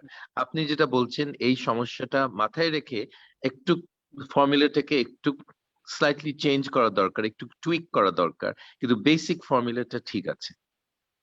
আপনি যে জাতীয় সরকারের ধারণাটা বলছেন, সেই জাতীয় সরকারের ধারণাটাতে আসলে আপনি কি চাচ্ছেন, যে সব দলের রিপ্রেজেন্টেটিভ থাকবে, এভাবে একটি সরকার গঠন করা? এইরকম একটা সরকার, হ্যাঁ, সেটা বরং আমার মনে হয় 3 ফর্মুলার মধ্যে প্রবাবলি এই সরকার এখন যারা ক্ষমতায় আছে, জাতীয় সরকারের দিকে তাদের বেশি ঝুঁকে যাওয়া উচিত ছিল, কিন্তু তাদের ইন্টারেস্ট খুব কম।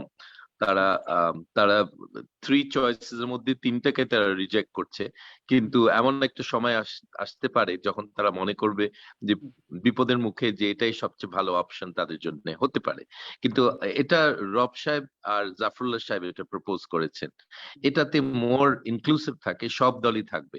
অন্যগুলিতে ধরেন এখনকার রুলিং পার্টির কোনো ভূমিকা নাও থাকতে পারে, সো তাদের জন্য খুব ডেঞ্জারাস। তারা এমন কাজ করেছে যেগুলির জন্য তাদের যদি দায়ভার বহন করতে হয়, তারা এটা সহ্য করতে পারবে না। সিরিয়াস ক্রাইমস করেছে। সমস্যা হলো সেখানে এই সরকার এমন ক্রাইম করেছে যে তাদের ক্ষমতাচ্যুত হতে দেওয়ার কোনো সম্ভাবনা নাই, তারা পারবে না। কারণ তারা এমন বিপদে পড়বে ক্ষমতা থেকে বের হলে, তারা জানে দেশে এবং বিদেশে তারা বিপদে পড়বে। যেই মানুষকে গুম করেছে, হত্যা করেছে, যে গণতান্ত্রিক অধিকার মানুষের খর্ব করেছে, এই এই কাজগুলির জন্য কৈফিয়ত দিতে হবে। সো মেইন জিনিসটা হলো ক্ষমতায় থাকলে 5 বছর ভবিষ্যতে কোনো দল যেন এমন কাজ না করে যে তারা ক্ষমতাচ্যুত হওয়ার ভয়ে তারা অন্যায় করতে শুরু করবে। তারা যেন ফেস করে, নির্বাচনে হেরে গেছি, আমরা সরে গেলাম, আরেকজন আসবে, সামনের নির্বাচনে আবার জিতবো, এরকম একটা মনোভাব নিয়ে যদি কেউ আছে। কিন্তু এমন কাজ করেছে এই সরকার বিশেষ করে প্রথম থেকে, যে তারা ভয়ে আছে যে এইটা ক্ষমতাচ্যুত হলে তারা শেষ, মানে তারা দেশে থাকতে পারবে না, আর এখন বিদেশেও থাকতে পারবে না, তাদের নর্থ কোরিয়া যেতে হবে, এই ভয়ে তারা আছে। So that's the basic point. In the 5 years you're in power, don't do anything that is highly irregular, unconstitutional, and murderous. Don't do that. Don't put yourself in a position that you cannot face the people bravely and openly and honestly. Don't do that. But you have this government has already done terrible things. They cannot be held accountable for these crimes. That's the problem.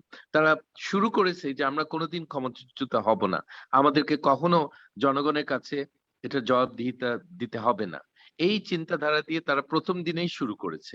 এটাই হলো খুব দুঃখজনক আমি মনে করি।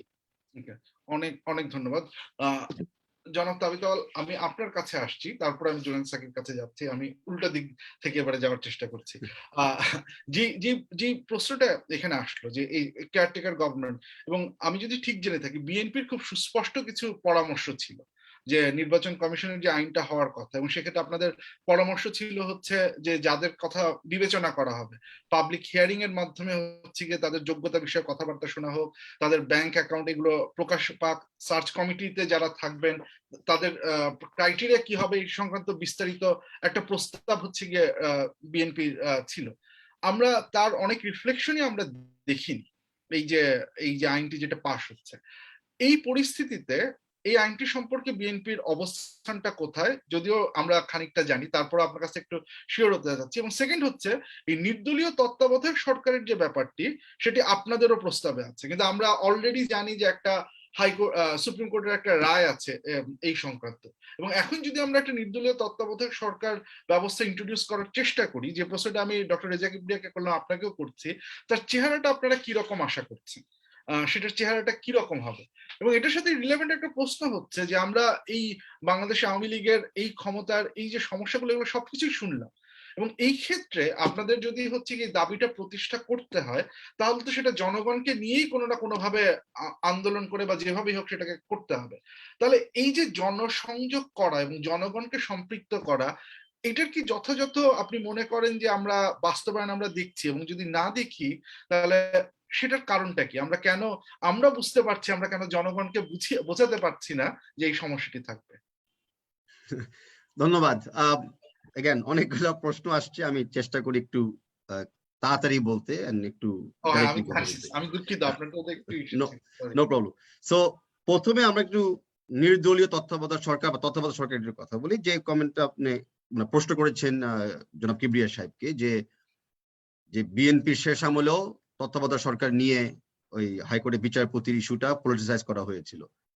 দেখেন, প্রথম কথা হলো যে তত্ত্বাবধায়ক সরকারটাই কিন্তু বর্তমান বাংলাদেশের সমস্ত জনগণের কাছে অ্যাকসেপ্টেবল। আপনারা যেসব পোলিং নিয়েছেন, অনেক মিডিয়া আউটলেটরা অনেক পোলিং নিয়েছেন, সবগুলাতেই প্রত্যেকটা আঙ্গিকে কিন্তু দেখা দিয়েছে যে তত্ত্বাবধায়ক সরকারটাই হলো যেখানে জনগণ সেটাকে বর্তমান গ্রহণ করে নিয়েছে। কারণ একটা জায়গাতে নিশ্চিত, তত্ত্বাবধায়ক সরকারের আমলে যখন কোনো নির্বাচন হয় সেখানে অ্যাটলিস্ট জনগণ ভোট দিতে পারে। অন্য জায়গায় কি টুইক করলাম না করলাম সেটা অফকোর্স মানে অনেকে বিবেচনা আসতে হয়, কিন্তু সাধারণ জনগণ কিন্তু বঞ্চিত হচ্ছে না ওনাদের ভোটের অধিকার থেকে। আর 2006-এও কিন্তু একটা তত্ত্বাবধায়ক সরকার গঠন করেছিল, যেটার এগেনস্টে হয়তো আন্দোলন হয়েছে, কিন্তু তারপরে কিন্তু আরেক ক্যাটাগরি গভর্নমেন্টই আসছে। তারপরে কিন্তু মানে সেকেন্ড কোনো ডেমোক্রেটিক গভর্নমেন্ট আসে নাই। ওই সেকেন্ড কেয়ারটেকার গভর্নমেন্টের আমলেই কিন্তু দেশ সংকটের ভিতরে ঢুকে আবার বের হয়ে একটা নির্বাচনের দিকে চলে গেছে 2008-এ ফাইনালি। তো আমরা এই রূপরেখাতে কিন্তু মানে মোটামুটি সবাই ঐক্য আছি। এখন কোয়েশ্চেন যে এই রূপরেখাটাকে আরেকটু সোচ্চার কেমনে করা যায়। তত্ত্বাবধায়ক সরকার নিয়ে অতীতে যে সমস্যাগুলো হয়েছিল বা অ্যাবিউজ করা হয়েছিল সেগুলোকে কেমনে বন্ধ করা যায়। কিন্তু আপনি এখন বললাম তো মাথা ব্যথা করতেছে, প্যারাসিটামল না খাই আমি গলা কেটে ফেলবো, এটা এত কোনো সলিউশন হতে পারে না। তো সেই জায়গাতে আমাদের রূপরেখাটা বা বিএনপির রূপরেখাটা অত্যন্ত পরিষ্কার, যে একটা নির্দলীয় বা সর্বদলীয়, যেভাবে আপনি কথা বলতে চান, তত্ত্বাবধায়ক সরকার থাকবে, যাদের দায়িত্বটা হবে ওই সময়টুকুর জন্য রাষ্ট্রের একটা কাইন্ড অফ কেয়ারটেকার হিসাবে অ্যাক্ট করা, বিশেষ করে আইন শৃঙ্খলাকে একদম সবচেয়ে উচ্চ পর্যায়ে বাস্তব করা, তারপরে একটা ইলেকশন দিয়ে নির্বাচিত সরকারকে ক্ষমতা হস্তক্ষেপ করা। এগুলো সিম্পল একটা প্রসেস। এই প্রসেসের ভিতরে যদি আপনি সার্চ কমিটি করতে চান, কেয়ারটেকার অ্যাডভাইজারদেরকে সিলেক্ট করার জন্য, অফকোর্স আমরা সেটা আমন্ত্রণ জানাই, কিন্তু এই সার্চ কমিটিটা কে করবে? এই সার্চ কমিটিতে কারা থাকবে? এই সার্চ কমিটিও যদি কোনো অনিয়ম করে বা কোনো মানে দলীয়করণ করে, ওনাদের এগেনস্টে কি ধরনের আইন ব্যবস্থা নেওয়া যাবে এবং কি জবাবদিহিতার মুখে তারা থাকবে, সেই জায়গাগুলো ডিসকাস না করে, কোনো কনসেনসাস না নিয়ে বর্তমানে সরকার তড়িঘড়ি করে কি করলো, একটা আইন পাশ করলো। এগেন এখানে কোনো মিসলিডিং, আইনটা কিন্তু সার্চ কমিটি আইন, যদি আপনি কন্টেন্টটা পড়েন। আইনটা কিন্তু ইলেকশন কমিশন নিয়ে কোনো আইন না, আইনটা কিন্তু ইলেকশন কমিশন নিয়ে কোনো আইন না। আইনটা হলো সার্চ কমিটিকে আরেকটু একটা লিগাল কভারেজ দেওয়ার জন্য, যেন আগামীতে ওনারা এই প্রশ্নের মুখোমুখি না দাঁড়াইতে হয়। তো সেই জায়গায় ঠিক আছে, আমি একটু মানে আমার কথা যদি একটু ভেগ করি, যে যেই জনপ্রতিনিধিরা হতে চাচ্ছে, যাদেরকে আপনারা অ্যালাউ করতেছে ইলেকশনে পার্টিসিপেট করতে, যদি ইলেকশন হয়, তো সেই জনপ্রতিনিধিত্ব tax file, personal file, social file সবকিছু স্বচ্ছভাবে ডিক্লেয়ার করে ওয়েবসাইটে চলে যাচ্ছে। তো যারা ওনাদেরকে যাচাই বাছাই করবেন, যারা ওনাদের একটা ইলেকশন নিয়ন্ত্রণ করবেন, তো তাদের ব্যাপারে কেন ভিন্নতা হবে, বা স্বচ্ছ জায়গায় কেন একটা মানে বৈষম্যতা হবে? তো সেখানে আমরা বলতেছি যে যারা যারা সার্চ কমিটিতে প্রস্তাবিত আসবেন, তাদের নামগুলা আগের থেকে যেন প্রকাশ করা হয়। সেই ব্যক্তিদের ব্যাপারে যেন সাধারণ জনগণ কমেন্ট করতে পারে। সেই ব্যক্তিদের ব্যাপারে যেভাবে সংসদে বা লোকাল গভর্নমেন্ট ইলেকশনে কেউ ইলেকশন করতে চায়, তাদের ট্রান্সপারেন্ট হতে হয়, তাদের পার্সোনাল এবং ফাইন্যান্সিয়াল লাইফ, সেগুলো আমাদের ট্রান্সপারেন্টলি দেখতে হবে। তখনই আমরা বুঝবো যে না, আসলে কিছু দায়িত্বশীল সৎ ব্যক্তিরা আগামী একটা তত্ত্বাবধায়ক সরকারের অ্যাডভাইজার বা অ্যাডভাইজারি কমিটিকে ওনারা নিয়োগ দিতে চাচ্ছে। এখানে কিন্তু মানে লজিকের বাইরেও কিছু বলা হচ্ছে না, এখানে উল্টা আরো জবাবদিহিতা আনার একটা প্রক্রিয়া বা সুচেষ্টা করা হচ্ছে। কিন্তু আরেক জায়গায় দেখেন যে দলীয়করণ বা যেই ক্ষমতাশীল ব্যক্তিরা এখন রাষ্ট্র চালাচ্ছে, অতীতে কি হয়েছে, যখন ওই যে আপনি যে বললেন ব্যর্থতার ব্যাপারে, আমি সেই জায়গাতেই শেষ করতেছি। জনগণ তো অলরেডি উঠে দাঁড়িয়েছে, জনগণ তো প্রথমে চেষ্টা করছে ওদের যে অধিকার, ওনাদের অধিকারটাকে ইউজ করে একটা জনমত দেওয়া, সেটা হলো ভোটের বাক্সের মাধ্যমে। তো জনগণকে তো সেখান থেকে বঞ্চিত করা হয়েছে। তো আমরা তো জনগণকে যে একসাথে নিয়ে আসতে পেরেছি, সেটা প্রমাণ তো ইলেকশনই দেখিয়ে দিবে। এবং ইলেকশনই না করতে দেন, তো আমরা তাহলে একটা স্বচ্ছভাবে কেমনে আমরা জানবো? দ্বিতীয় হলো, এখন হ্যাঁ ঠিক আছে, এখন সবাইকে নিয়ে রাজপথে নেমে আন্দোলন করা। তো আজকের আন্দোলন আর অতীর আন্দোলন কিন্তু একভাবে দেখলে হবে না। কারণ অতীতে এরশাদ বিরোধী একটা আন্দোলন যখন শুরু হয়েছিল, যেখানে ঢাকা ইউনিভার্সিটিতে গুলির এগেনস্টে 7জন ছাত্ররা মারা গিয়েছিলেন, সাথে সাথে কিন্তু তখন এরশাদ সাহেবের ওই সময় সরকার পদত্যাগ করেছিল, কারণ ওনারা চায় না আর রক্তক্ষরণ করতে একটা স্বাধীন দেশে। বিএনপির আমলেও যখন একটা আন্দোলন গড়ে তুলেছিল 1996-এ, তখন কিন্তু যখনই দেখলো লগি বৈঠা দিয়ে একটা গ্রুপ সাধারণ নিরীহ মানুষকে মেরে ফেলছে, তখনই কিন্তু একটা কাইন্ড অফ কম্প্রোমাইজ হয়ে গেল, ঠিক আছে এই সরকারটা গঠন করেই একটা তত্ত্বাবধায়ক সরকারের আইন পাশ করে আবার আরেকটা ইলেকশনে আমরা চলে যাব। সেটা বিএনপি কিন্তু করেছিল, as per commitment and as per agreement. আর আজকে শত শত মানুষ গুম হচ্ছে, মারা যাচ্ছে, পুলিশের গুলিতেও মারা যাচ্ছে, কিন্তু কোনোভাবে কিন্তু এই স্বৈরাচারী সরকারের কিন্তু কোনোভাবে কোনো নৈতিক বা মরাল স্ট্যান্স আমরা চেঞ্জ, মানে মরাল স্ট্যান্স তো নাই, কোনো চেঞ্জ দেখতেছি না আমরা ওনাদের ইমোশনে বা ওনাদের দায়িত্বের জায়গায়।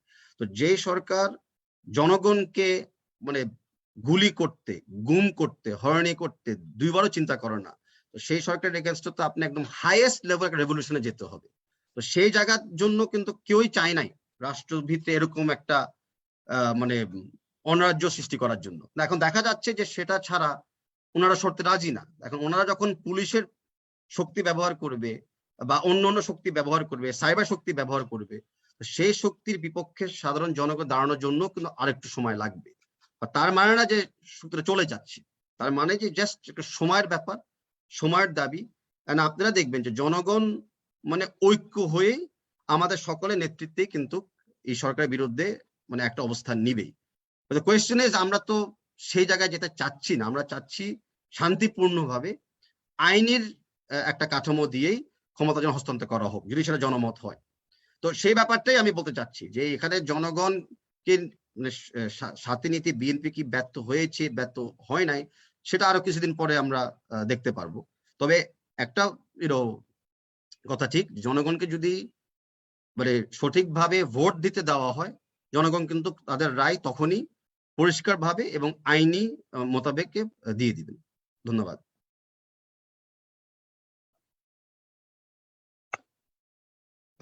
আমরা একটু ওয়েট করছি আসফ স্যারের জন্য, একটু ওয়েট করুন।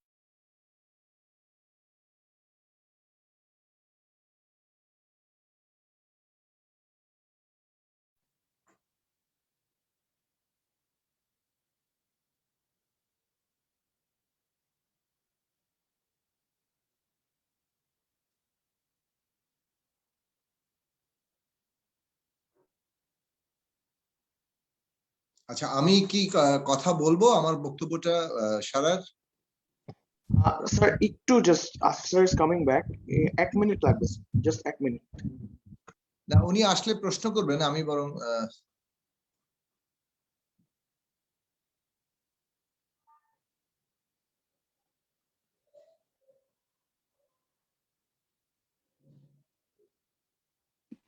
আমি আমি আমি অত্যন্ত দুঃখিত যে আমার মাঝখানে ডিসকানেক্ট হয়ে যাওয়ার কারণে একটু ইস্যু হচ্ছিল।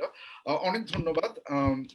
আমি জনাব জোনায়েদ স্যারকে আপনার কাছে চলে আসছি। দুটো প্রশ্ন একইভাবে, যে প্রশ্নটি হচ্ছে গিয়ে ডক্টর রেজা কিবরিয়ার কাছে করেছিলাম, আপনার কাছেও প্রশ্নটি যে নির্দলীয় তত্ত্বাবধায়ক সরকারের অধীনে নির্বাচনের যে কথাটা আমরা বলছি, যেটা ডক্টর রেজা কিবরিয়া বললেন যে আমাদের কিছুটা টুইক করা দরকার, সেই টুইকিং এর জায়গা থেকে জানতে চাচ্ছি যে আপনাদের দলের দৃষ্টিভঙ্গি থেকে এই নির্দলীয় এই তত্ত্বাবধায়ক সরকারের চেহারাটা আসলে কিরকম হওয়া উচিত? আমরা কি জাতীয় সরকারের দিকে যাচ্ছি? যদি হয় তাহলে হচ্ছে কি সেটার চেহারাটা কিরকম হবে? এটা হচ্ছে প্রথম প্রশ্ন। দ্বিতীয় প্রশ্নটি হচ্ছে গিয়ে যে জায়গাটিতে যে আমরা যে ডিসকাশন গুলো বা যে আলোচনাগুলো করছি, আমরা সত্যি কথা বলতে গেলে এখন পর্যন্ত সরকারের দিক থেকে আপনাদের যে দাবি বা আপনাদের যেই দাবি দেওয়া বা চিন্তা ভাবনা, তার সমর্থনে এখন পর্যন্ত কোনো কিছু আমরা দেখতে পাচ্ছি না। এই পরিস্থিতিতে 2024-এর নির্বাচনের পার্সপেক্টিভে যদি আপনাদের অবস্থানটা কি হবে, যে আপনারা যদি নির্বাচনে না যান বা যাবেন কি যাবেন না সেই ব্যাপারটি, এবং যদি তারপরে নির্বাচনে না যান তাহলে হচ্ছে গিয়ে যে প্রস্তাবগুলো নিয়ে আমাদের কথা হচ্ছে সেই প্রস্তাবগুলো বাস্তবায়নের উপায়টা কি? নাকি এই প্রস্তাবগুলো শুধুমাত্র আলোচনার টেবিলেই থেকে যাবে, নাকি এটা বাস্তবায়নের জন্য হচ্ছে কি আপনাদের কোনো স্পেসিফিক প্ল্যান আছে? কিভাবে সামনে এগিয়ে যাব আমরা? ধন্যবাদ আপনাকে। আমি আবার আমার কথা শুরু করি এবং সংক্ষেপে বলার চেষ্টা করব। দেখুন, 2018 সালের নির্বাচনের আগে আমরা আমাদের দলের পক্ষ থেকে এই বক্তব্যটা খুব স্পষ্টভাবে তুলেছিলাম যে বাংলাদেশের রাজনৈতিক যে ব্যবস্থা এবং কাঠামো, এটা যে জায়গায় এসে দাঁড়িয়েছে তাতে এই ব্যবস্থা টিকিয়ে রেখে আমরা ন্যূনতম কোনো গণতান্ত্রিক পথে যেতে পারবো না। কাজেই আমাদের দরকার নতুন একটা সামাজিক রাজনৈতিক চুক্তি এবং একটা নতুন, বলতে পারেন যে আমাদের রিপাবলিকের একটা দ্বিতীয় যাত্রা দরকার। তো এইটা রাজনৈতিক দলগুলোর ঐক্যমত্যের মধ্যেই তৈরি হবে। এখন আওয়ামী লীগ তারা তো ক্ষমতায় আছে এবং তারা ক্ষমতায় আছে জনগণের সম্মতি ছাড়া, এবং ক্ষমতায় থেকে একটা চরম ফ্যাসিবাদী কর্তৃত্ববাদী ব্যবস্থা কায়েম করেছে, বল প্রয়োগের মাধ্যমে শাসন চালিয়ে যাচ্ছে। এবং তারা, এটা আপনিও বলেছেন কিংবা অন্য আমরা সবসময় বলে থাকি যে এই যে ক্ষমতা এবং নিজেদের জীবনের নিরাপত্তা প্রায় এক জায়গায় করে ফেলেছেন, মানে ক্ষমতা ছাড়লেই মনে হচ্ছে যে তাদের আর কোনো নিরাপত্তা ব্যবস্থা থাকবে না, এইভাবে তারা উপস্থাপন করছেন এবং এই মনোভঙ্গি থেকে তারা ক্ষমতাকে চিরস্থায়ী করতে চাইছেন। ফলে তারা কোনো কথা শুনছেন না, 2018 সালের আগে শোনেননি। এমনকি আমি বলবো যে যে রাজনৈতিক পরিসরে আমরা এই প্রশ্নগুলো তুলেছিলাম তাদের মধ্যেও যেটা খুব উপলব্ধির মধ্যে গিয়েছে অপরাপর রাজনৈতিক দলগুলোর মধ্যে, সেটা আসলে আমরা নিশ্চিত করে বলতে পারবো না। কিন্তু 18 সালের ওই নির্বাচনের অভিজ্ঞতার পরে যখন তৎকালীন প্রধানমন্ত্রী সকল রাজনৈতিক দলের সাথে সংলাপে বসলেন এবং প্রত্যেককে ডেকে বললেন যে আমার উপরে আস্থা রাখেন, একটা সুষ্ঠু নির্বাচন দেওয়া হবে, এবং তারপরে আমরা দেখলাম বাংলাদেশের ইতিহাসে, এমনকি পৃথিবীর ইতিহাসে বলা চলে, এত বড় ভোট ডাকাতি আর কোনো দৃষ্টান্ত নেই। কারণ সকল রাজনৈতিক দলের অংশগ্রহণের পরে গভীর রাতের মধ্যেই অর্ধেক ব্যালট বাক্স ভর্তি হয়ে যাওয়া এবং কোন কোন জায়গায় যে মোট ভোট আছে তার চেয়ে বেশি ব্যালট সিল মেরে স্টাফিং করে সেখানে ঢুকিয়ে দেওয়া, এইগুলোর ইতিহাস আসলে নেই। ফলে এরপরে এই ব্যবস্থাটা সম্পর্কে মানুষের প্রশ্ন, এমনকি রাজনৈতিক দলগুলোর মধ্যে এখন যে আলোচনা আমরা দেখতে পাচ্ছি তাতে বোঝা যাচ্ছে যে এই যে রাজনৈতিক ব্যবস্থা, যেটা আর একই রকম ভাবে চালিয়ে নিয়ে যাওয়া যাচ্ছে না, এই উপলব্ধি সবার মধ্যে আসছে এবং এর মধ্যে গুণগত অনেকগুলো পরিবর্তন আনতে হবে, সেই জায়গাটা এসছে। তাহলে এখন ধরুন আমরা ধরে নিচ্ছি যে সরকার এটা মানবেন না, কেননা তারা ক্ষমতায় যে কোনো মূল্যে টিকে থাকতে চান। ফলে আন্দোলন ছাড়া কোনো উপায় নেই। ধরুন 1995 সালে যখন আওয়ামী লীগ তত্ত্বাবধায়ক সরকারের দাবি তুললো, বিএনপি কিন্তু সেটা প্রথমে মানতে চায়নি। ফলে আওয়ামী লীগকে আন্দোলন করতে হয়েছে। আন্দোলনের চাপেই বিএনপি শেষ পর্যন্ত তাদের সংখ্যাগরিষ্ঠতা না থাকায় সংবিধান সংশোধনের আরেকটি নির্বাচন দিয়ে সংখ্যাগরিষ্ঠতা নিয়ে তারা সংবিধান সংশোধন করে তারপর তারা পদত্যাগ করেছে। তাহলে এইটা এই পদ্ধতিটা ইতিমধ্যে প্রমাণিত। কাজেই বাংলাদেশে এখন বাস্তবতা হচ্ছে যে এমন একটা জন আন্দোলন, যে আন্দোলনের চাপে বর্তমান সরকারও এই একটা এমন মানে একটা রাজনৈতিক ঐক্যমত্যের ভিত্তিতে একটা সরকারের কাছে, অন্তর্বর্তীকালীন সরকারকে ক্ষমতা হস্তান্তর করবে। আমরা বলছি সমাধানটা অত্যন্ত পরিষ্কার, বর্তমান সরকারকে পদত্যাগ করতে হবে, এর কোনো বিকল্প নেই। 1 নম্বর। এবং তাহলে কি হবে? তাহলে হবে একটা অন্তর্বর্তীকালীন সরকারের হাতে ক্ষমতা হস্তান্তর। সেই অন্তর্বর্তীকালীন সরকারের হাতে ক্ষমতা হস্তান্তর কি আগেকার তত্ত্বাবধায়ক সরকার, সেটা দ্বাদশ সংশোধনীর মধ্যে দিয়ে যেটা ত্রয়োদশ সংশোধনীর মধ্যে যেটা এসেছিল সেটা কি হবে, নাকি মানে কোনো পরিবর্তন? আমরা বলছি যে এখানে একটা রাজনৈতিক ঐক্যমত্য তৈরি করা দরকার।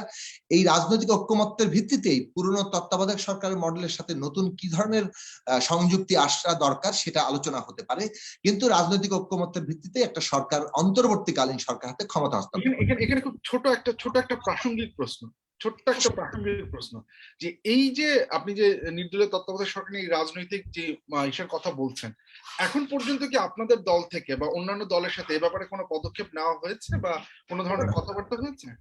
প্রত্যেক দলের পক্ষ থেকেই মাঠে হাজির হচ্ছে, মানে আমরা আমাদের প্রস্তাব তুলেছি, আমরা সামনে আরো সুনির্দিষ্টভাবে প্রস্তাব তুলবো, বিএনপি তাদের বক্তব্য দিচ্ছে, অন্যান্য দল বক্তব্য দিচ্ছে, সরকারও দিয়ে যাচ্ছে। প্রথম বিষয় হচ্ছে যে এই সরকারের অধীনে সুষ্ঠু নির্বাচন হবে না, কাজে সরকারকে সেটা মানাতে হবে। মানাতে হলে গণ আন্দোলন দরকার, সেই গণ আন্দোলনের প্রস্তুতি চলছে এবং রাজপথে সেই সংগ্রাম চলছে।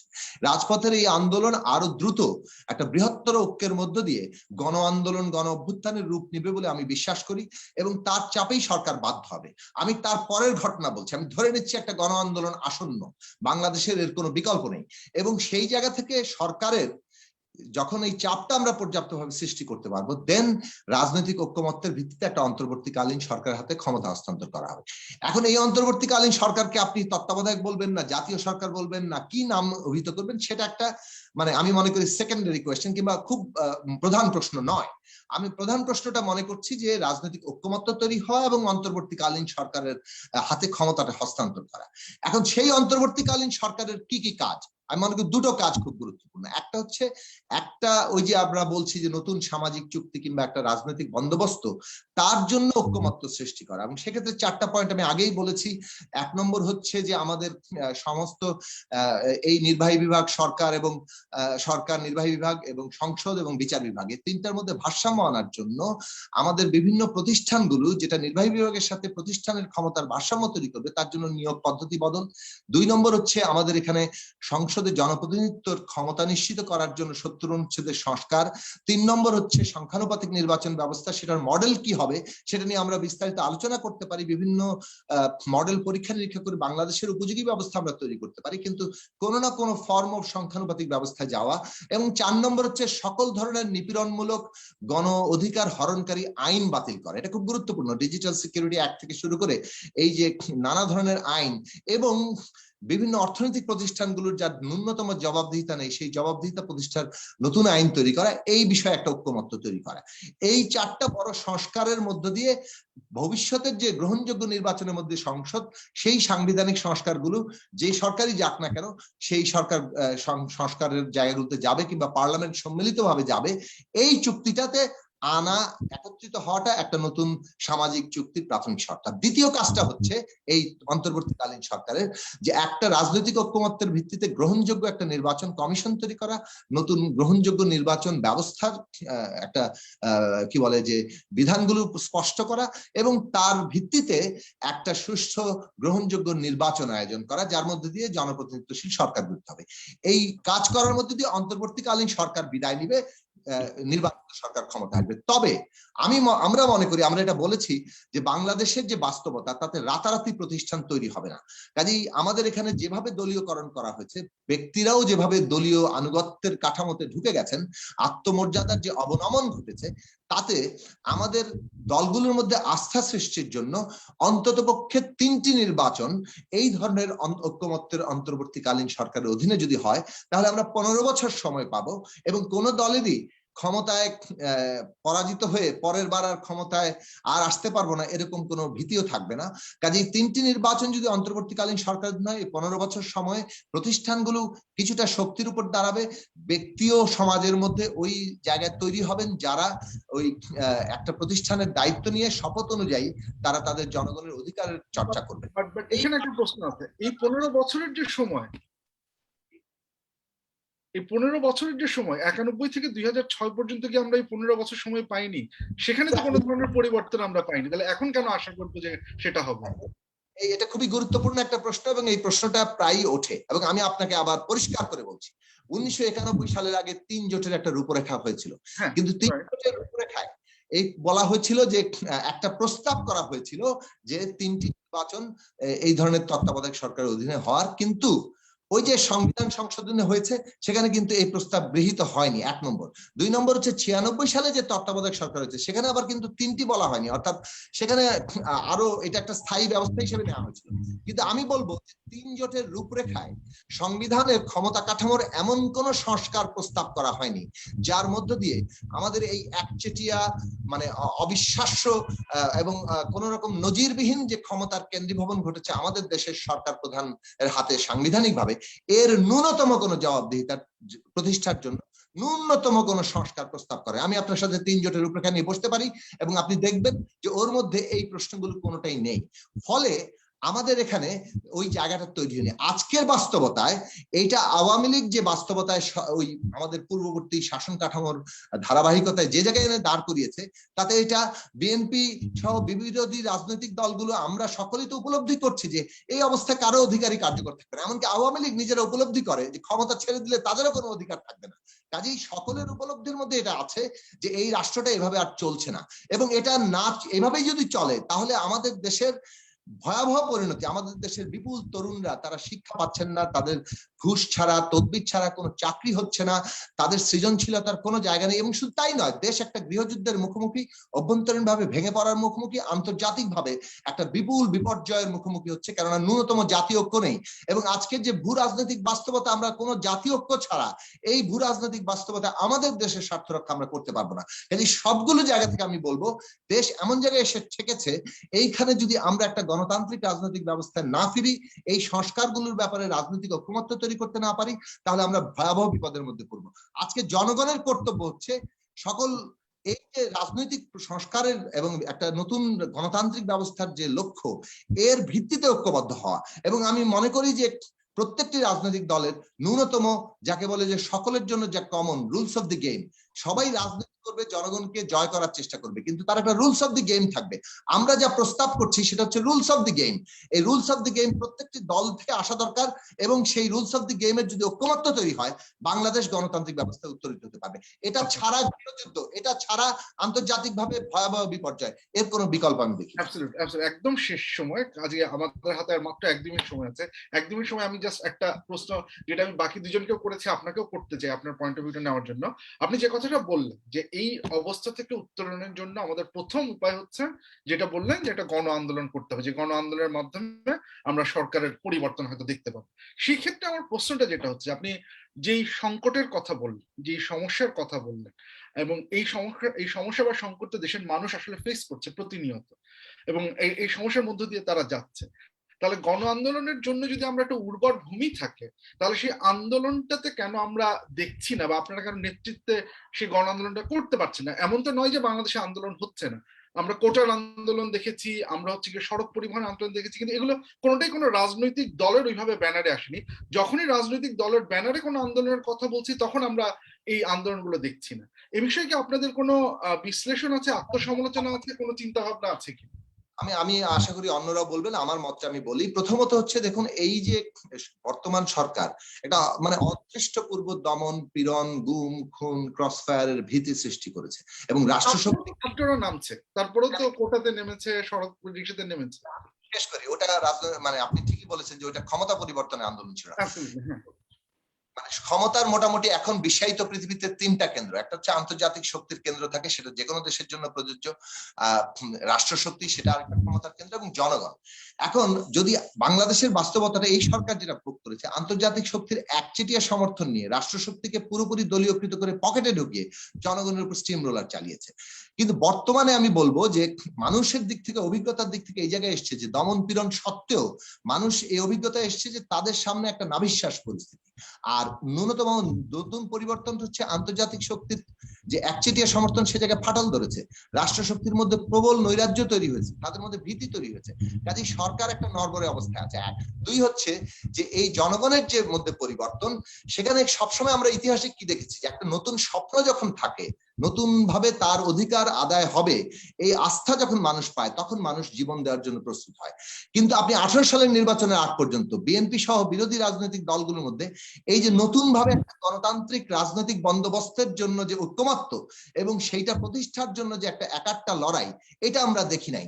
এখন আমি বলবো যে বিএনপি সহ বিরোধী রাজনৈতিক দলগুলোর মধ্যে, এমনকি সরকারের মধ্যেও অপ্রকাশ্যে হলেও এই যে নতুন রাজনৈতিক বন্দোবস্তের একটা তাগিদ, চাহিদা, এটা তৈরি হচ্ছে এই কারণে যে দেশটা আর আগের মতো চলছে না। কাজে এই যে নতুন স্বপ্নটা যদি আমরা জনগণের সামনে ঐক্যবদ্ধভাবে হাজির করতে পারি, যে একটা নতুন রাজনৈতিক এমন একটা বন্দোবস্তে আমরা যাব যেখানে সত্যি সত্যি মানুষের জন্য গণতান্ত্রিক অধিকার কার্যকর হবে, এবং দ্বিতীয়ত মানুষের মধ্যে অর্থনৈতিক যে বৈষম্য, সেইখানে একটা ন্যূনতম ন্যায্যতা এবং তার একটা সুযোগের সমতার জায়গা সৃষ্টি হবে, তাহলে মানুষ আবার নতুন গণ আন্দোলনে বিশ্বাসী হবেন এবং ঐক্যবদ্ধ হবেন। এবং বাংলাদেশে আমরা সেই লড়াইটা করছি, এবং এই লড়াইয়ের প্রভাব আমি মনে করি দ্রুত মানুষের মধ্যে বিস্তৃত হচ্ছে, তরুণদের মধ্যে বিস্তৃত হচ্ছে, এবং তরুণদের এই দ্রুত ঐক্যই বাংলাদেশের ভবিষ্যৎ পথ দেখাবে।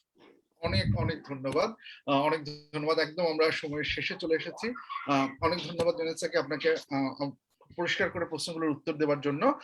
আমরা আমাদের এই আয়োজনটি এখানেই শেষ করছি। আমি প্যানেলিস্টদের ধন্যবাদ জানাচ্ছি প্রশ্নগুলোর উত্তর দেওয়ার জন্য। এবং যেটা দরকার, আমাদের এইটার উদ্দেশ্য হচ্ছে আমরা এই তিনটি রাজনৈতিক দল যাদের স্পেসিফিক প্রপোজাল আছে, সেই প্রপোজাল গুলো আমরা আজকে সংগ্রহ করলাম। আমরা সেগুলো এরপরে হচ্ছে কি আমরা আরো দুটো হচ্ছে কি আমরা আলোচনা করার চিন্তা ভাবনা করছি। একটা হবে হচ্ছে গিয়ে যারা বাংলাদেশের রাজনৈতিক বিষয়গুলো নিয়ে গবেষণা করছেন, এক্সপার্ট, তাদের সাথে এই প্রস্তাবগুলোর ফিজিবিলিটি, পসিবিলিটি এবং হচ্ছে গিয়ে এক্সটার্নাল ফিজিবিলিটি, এই জিনিসপত্রগুলো নিয়ে আমরা একটা আলোচনা করবো। এবং একই সাথে আমাদের আরো একটি প্ল্যান আছে যে বর্তমান যে দলটি ক্ষমতায় আছে, রাজনৈতিক যে সরকারি রাজনৈতিক দলটি ক্ষমতায় আছে, তাদের সাথে হচ্ছে গিয়ে ডিসকাস করা যে এই প্রপোজাল গুলো এসেছে, এর মাধ্যমে হচ্ছে গিয়ে কতখানি আমরা করতে পারি। সো এই যে ডায়ালগটি চলতে থাকবে। আমরা আশা করছি যে অতি দ্রুতই আমরা এই দুটো ডায়ালগ করতে পারবো, এবং হয়তো আমরা একটা কম্প্রিহেন্সিভ আন্ডারস্ট্যান্ডিং এ আসবো।